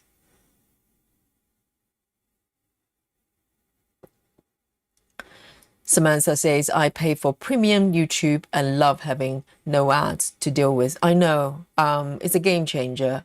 I think it's worth paying. And also, yes, I think, if you're used to not paying YouTube any money, you probably think, why do I want to pay them? But if you think about it, anything that's free, it's actually more expensive, really. With YouTube, if it's free, yes, you do have that option. You're paying your time watching ads, and you might go, well, why do they want to have ads? It's because YouTube, there are people working for YouTube as well, and they need to be paid, and it's a commercial platform ultimately. So they have to get money from somewhere, either from adverts or from you.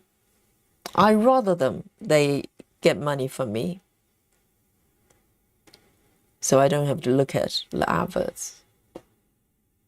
I mean, TV as well. TV fundamentally is free, but you have to put up with adverts, because that's how they make money. Everything has a price. Free things are most expensive.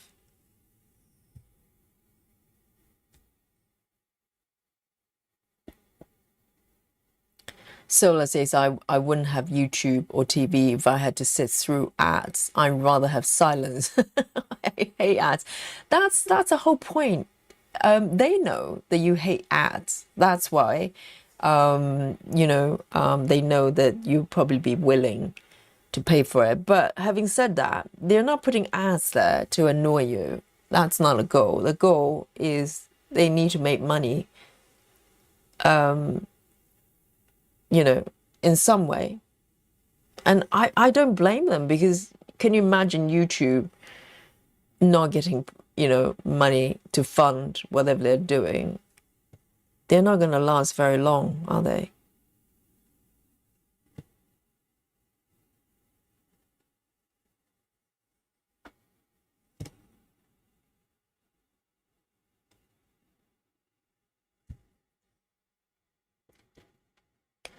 Alex says, my fabric scissors are weapon in apocalypse. Yes. I hope I hope they're pretty, they're sharpened properly for times like that.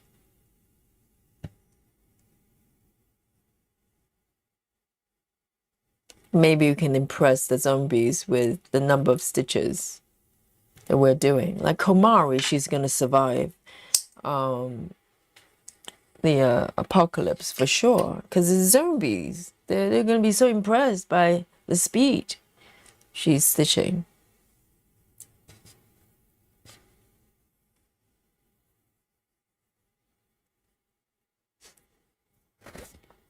So let's say, aside from the lying, the things I hate about ads are the same ones played over and over again. Yes, I think particularly YouTube ads.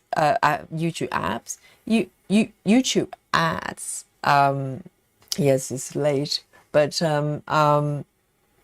they are based on what they think you would be interested. So the ads, the play, maybe around the surrounding by the content, the type of content as well. But ultimately, the type of content draw in certain type of audience, and they serve certain type of ad to entice, the viewers.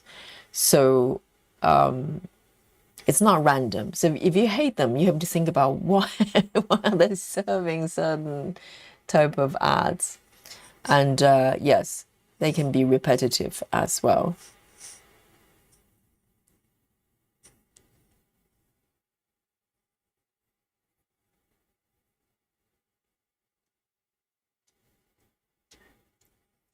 Hello, Dolly. Hey, babe. How are you doing? Dolly just walked in. Oh, she wants something. You can always tell that face. Dolly. Dolly is so transparent.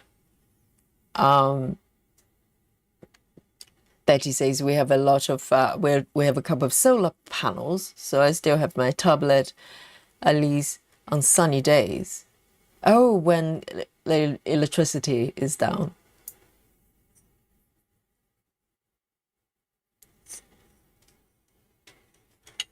And let me have a look here.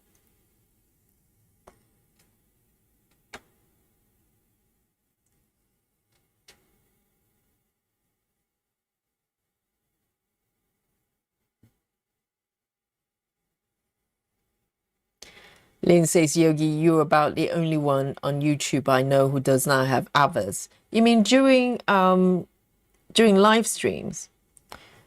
I don't know what other people do actually. Occasionally, if I go to other people's live stream, they do have ads. So it's a choice the content creators make. And this is why, YouTube members, they're so valuable because, there's no ads during our streams. If we stream for 10 hours, there's no ads for 10 hours. That's just the way it is. Because I think, live stream is so spontaneous, and people watch, and hang out for a long time. It's quite annoying if there's ads. You know what I mean? So instead of monetizing live streams, I have members instead. So, your contribution as members, very, very valuable. So thank you.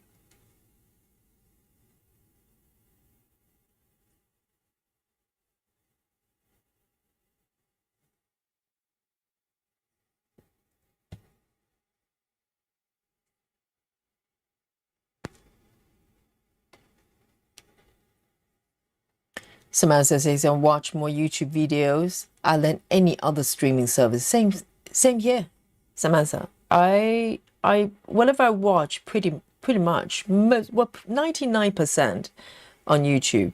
Occasionally, I go, I watch random things on, where is that? Instagram sometimes, but very different, not YouTube type of content. So meaningful content, I only watch on YouTube.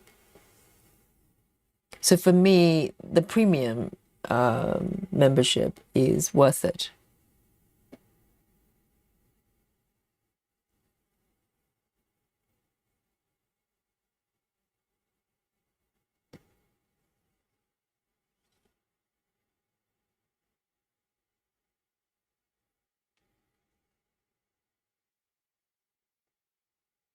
I know Dolly's just lying there, belly up now. Oh dear. Let me go over. Let me see if I can get a little bit of Dolly time. Okay, might not be successful because she's a little bit elusive right now. When it comes to Dolly time, let me see if I can sneak over there and get a little bit of a Dolly time there. Okay. Wish me good luck. Dolly, babe. Hello. Oh, she's already run away. Didn't even last for a second. I think she could see me coming. She could see me coming with a microphone. No, that didn't work. Yeah, it's just one look. She run away. Oh, Dolly's just too cunning. My kitty is too smart. She knew I wanted some Dolly time. I'll just stick a microphone in front of her. Colin says, I'll impress my zombies with my patience, unpacking. 32 counts. Yes, they're going to be so impressed. They won't eat you, okay? They go, well, this is one precious human being here. Let's keep her alive. Yes.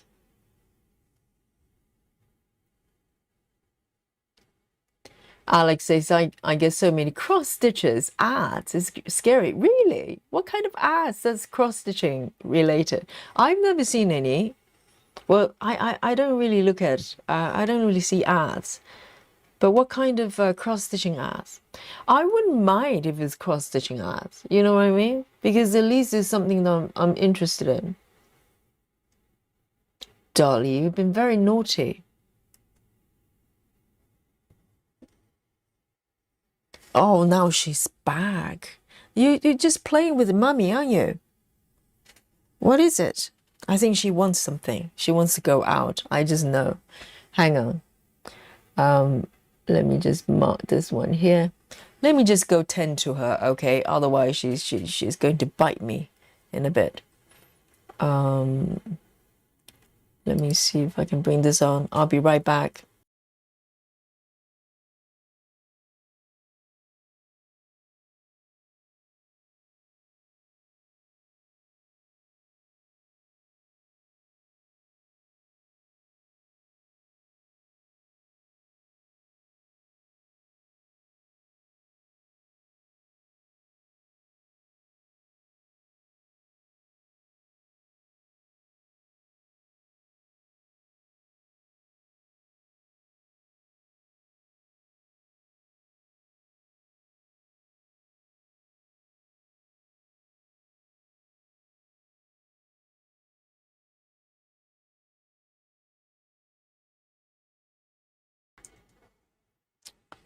Back.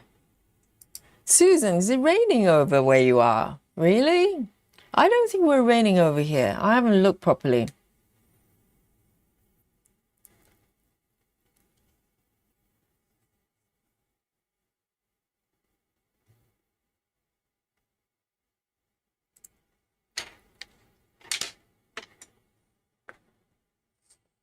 Sola says, the ads are loud as well. Well, I think that they want to get your attention.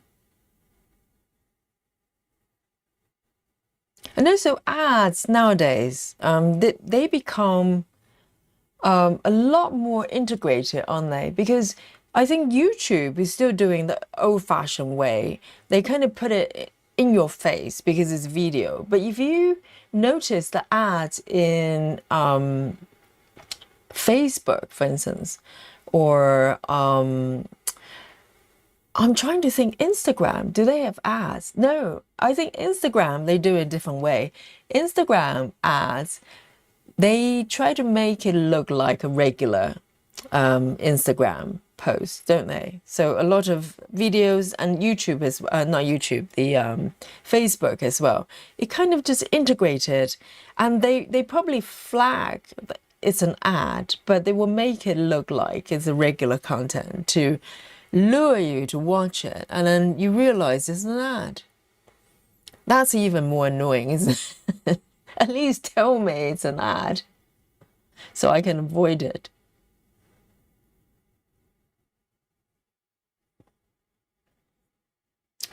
All right, let me have a look. The next one I'm going to stitch is 3A31. There are quite a few stitches. 3A31.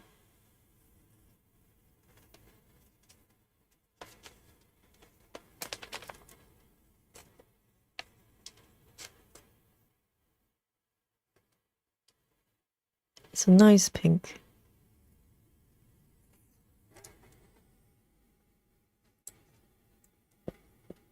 Yes, I actually don't mind if it's a craft related arts. I'd be curious to see.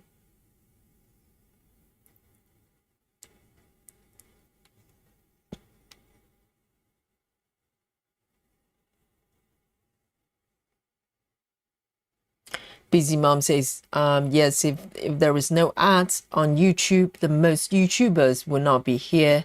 Don't you think? I mean, some people rely on that money. Yes, I think, you know,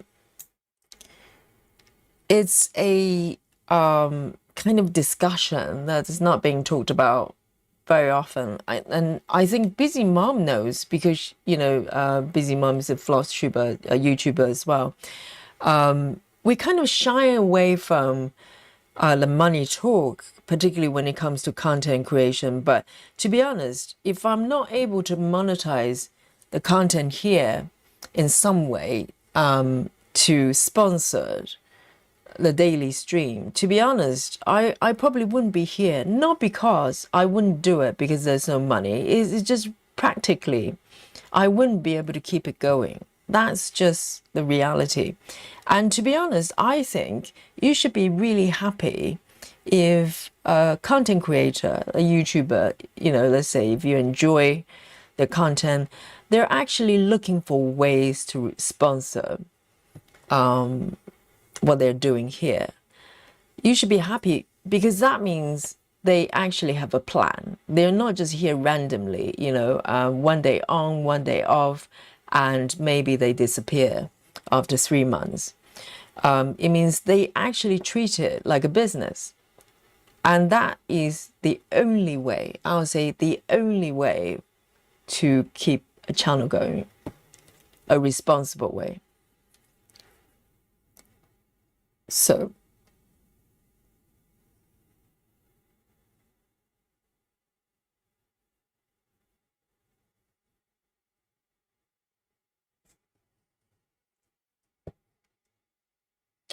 Samantha says a lot of YouTubers do sponsors now and hype up an app or item services during their videos.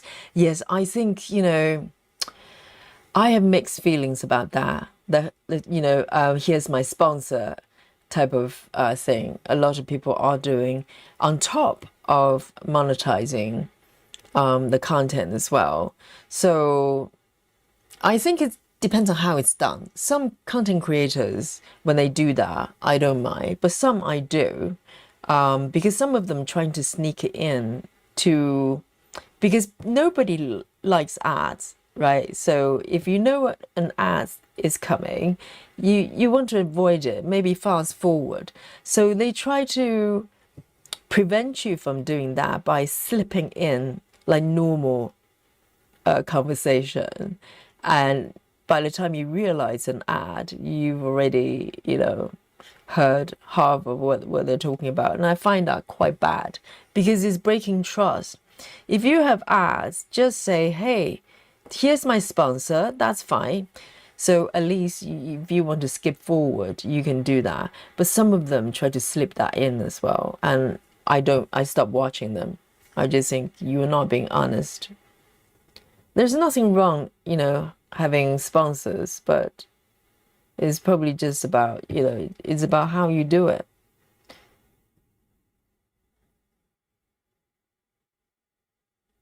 Starlet says, I don't see any ads ever on YouTube. Oh, you have an ad blocker. Yes. I think it's fine. I know people use a blocker as well, but I think fundamentally, if everybody does that, YouTube is not going to survive. Let's say if everybody used a sort of ad blocker, because eventually the advertisers, sponsors, they're going to know the majority of YouTube viewers. They're doing that. They're going to stop sponsoring YouTube. So eventually, I don't think it's going to happen, but if everybody's using an ad blocker, YouTube is probably going to go away, probably going to disappear, because their revenue is going to be so low, because no one is want to advertise on YouTube.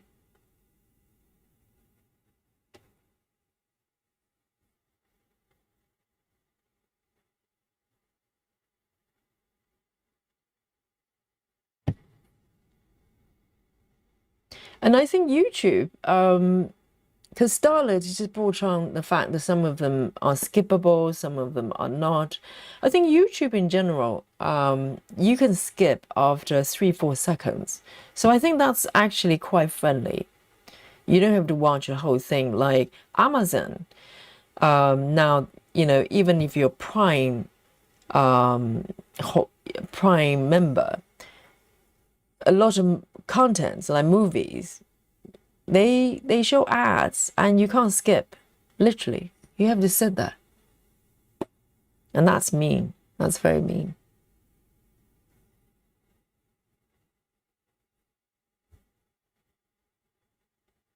See you later, Susan. 99.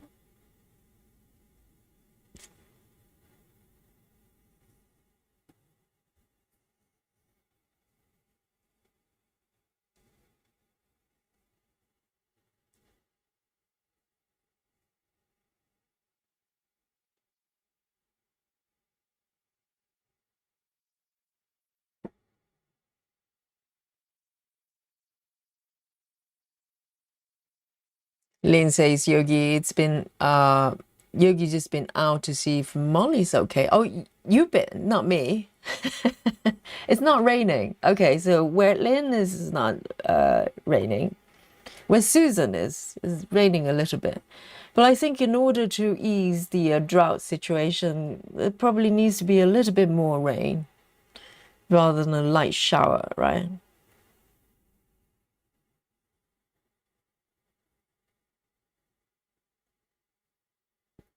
Alex says it's raining in the North Wales. Oh, nice.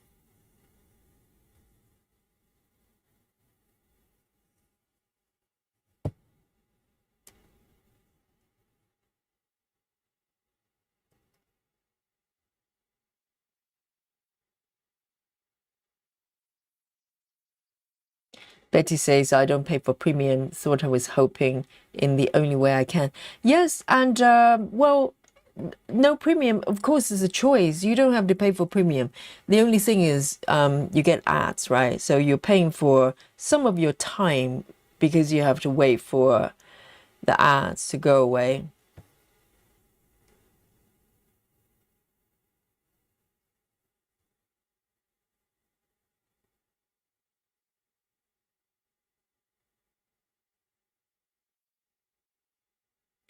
And the Scarlet Stitcher says, what's the hype button I keep hearing about? I don't see it anywhere, either on desktop. I think it's only for, I only learned the other day, I think it's only for content that's newer than 7 days or something like that. So it's a time limited thing. I think it's similar to likes. It's just another way for you to support a channel or something. And they do hide a lot of things from the interface. They don't make it easy to. They need to get a better, get better designers with better solutions.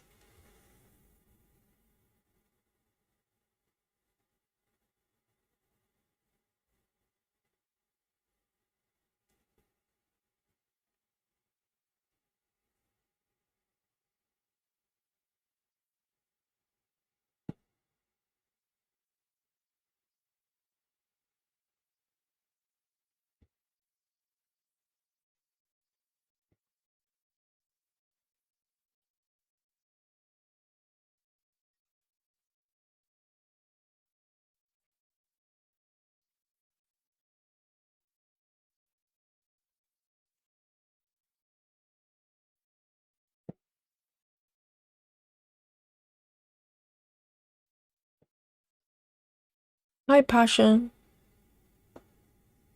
So who's PayPal is having problem?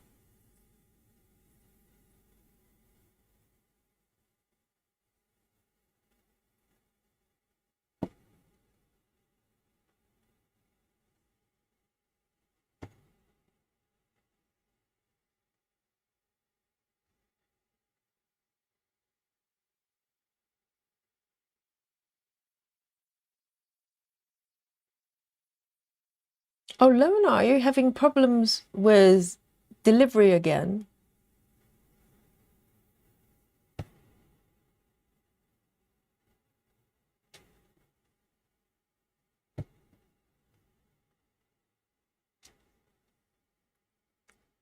Let me just undo this one.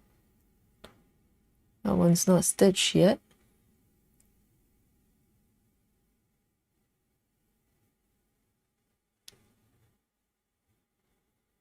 Busy Mom says you cannot hype a video that is live. Okay. No live hyping. You have to do it afterwards when you do the homework.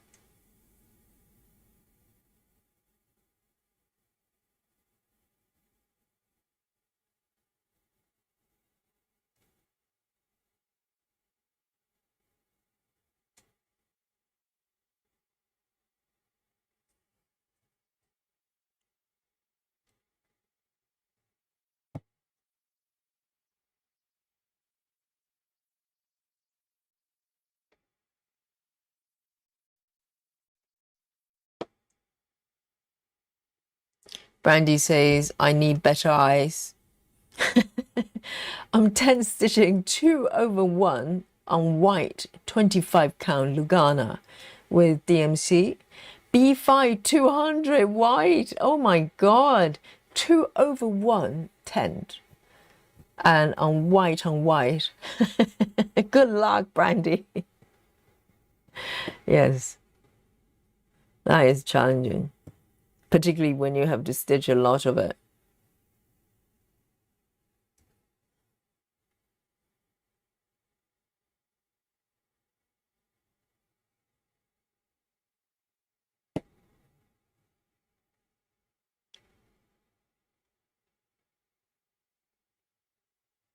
Where am I here? 1, 2.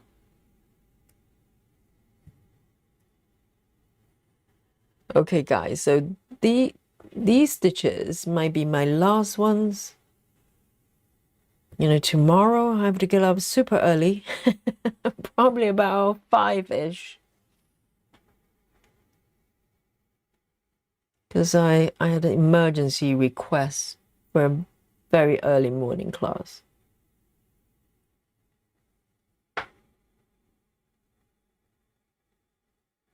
Yes, the hype thing, it just kind of suddenly appeared, and people kind of just play with it, but I have no idea how it actually works.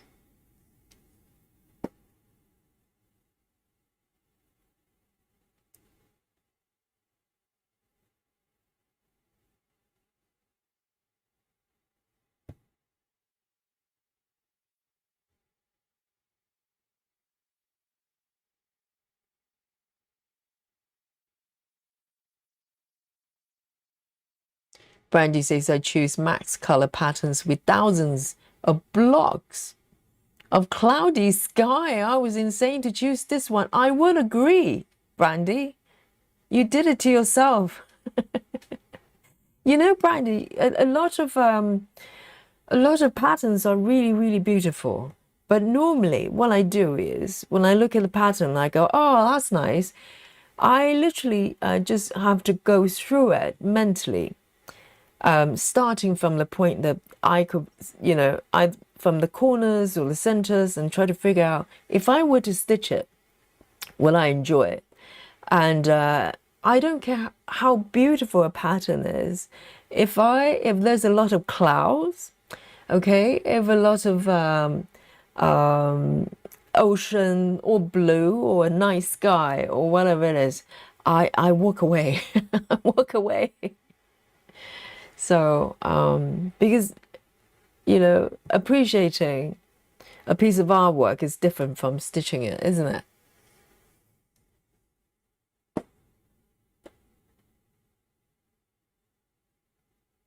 Okay, I'm gonna end this thread here. Samantha says, do you have any new things in your shop? No, I have not created new things. So currently I have some t-shirts. So all the merchandise I designed, create the design myself. The mugs and t-shirts, and I think they're sufficient right now. I was hoping that they will have water bottles, but this company, they don't have water bottles, so I'm gonna just stick with the current collection for now. So if you don't know already, we have merchandise for the channel as well.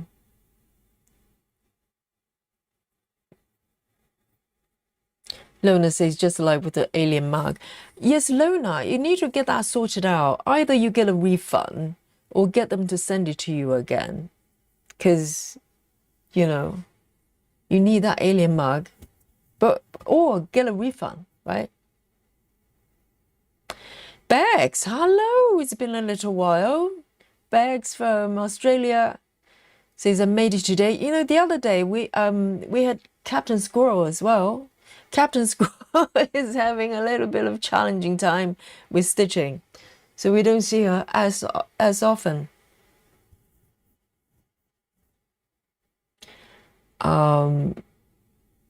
Scarlett says, yes, pretty much have YouTube going most of the days.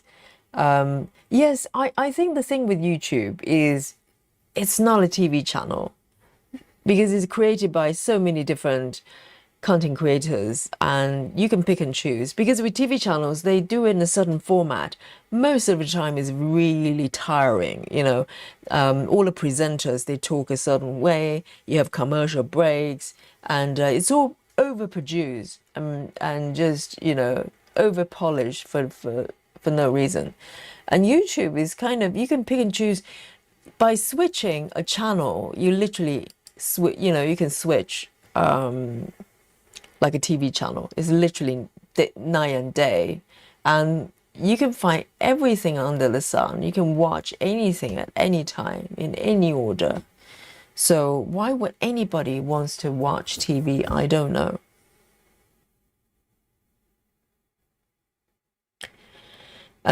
Rachel says, I'm starting my evening on the lake pattern tomorrow. Oh, nice.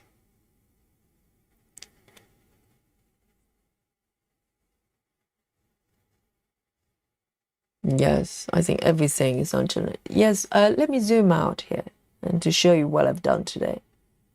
Oh, look at that. That's gorgeous, isn't it? All these stitches. So today, this is what I've done. So today I kind of focus on extending the border, top border to the right side here, and work a little bit on the cushion. Not as many stitches as I wish, but it's very confetti. So divide and conquer, just a little bit. I managed to finish this one. It took some time to do, and this one as well. And I think this one is just this little triangle shape here. It's almost done. So I'm very, very pleased. And also, you know, it's always nice to extend the borders a little bit. And Lona says, Yogi, they want my order number. I know we've been through this before. You have to dig out your number because it's in your email inbox for sure. When you place an order, they must have sent you like a confirmation email, and that email will have your order number. So I wish I could help you because I'm just a random content creator that you know, use their services. So they don't know me from Apple. So, you know, they I won't be able to help. But if you go and look up that email they send you for confirmation and give them the order number, they will be able to sort it out for you or give you a refund or something. Okay, Lona? Because if you don't provide any sort of identification, they won't be able to know which order you're talking about. So Beck says, what count is it and the material? Yes, this is 22 counts, and just zoom in a little bit so Bex can appreciate the coverage, okay, of this bag. 22 counts, and I'm stitching 2 strands CXC. So CXC by default is full already, full cross. So you can see there's no see-through of the fabric whatsoever. The only you know, catch, if you can call that catch, is that you do have to stitch in a certain way that you don't have to jam your needle in between. So I'm doing Gemma's method in general, and occasionally almost row by row, but not quite, just picking, you know, stitches as I go. So I'm very happy stitching this way with this piece, because otherwise it's going to be tricky, okay? And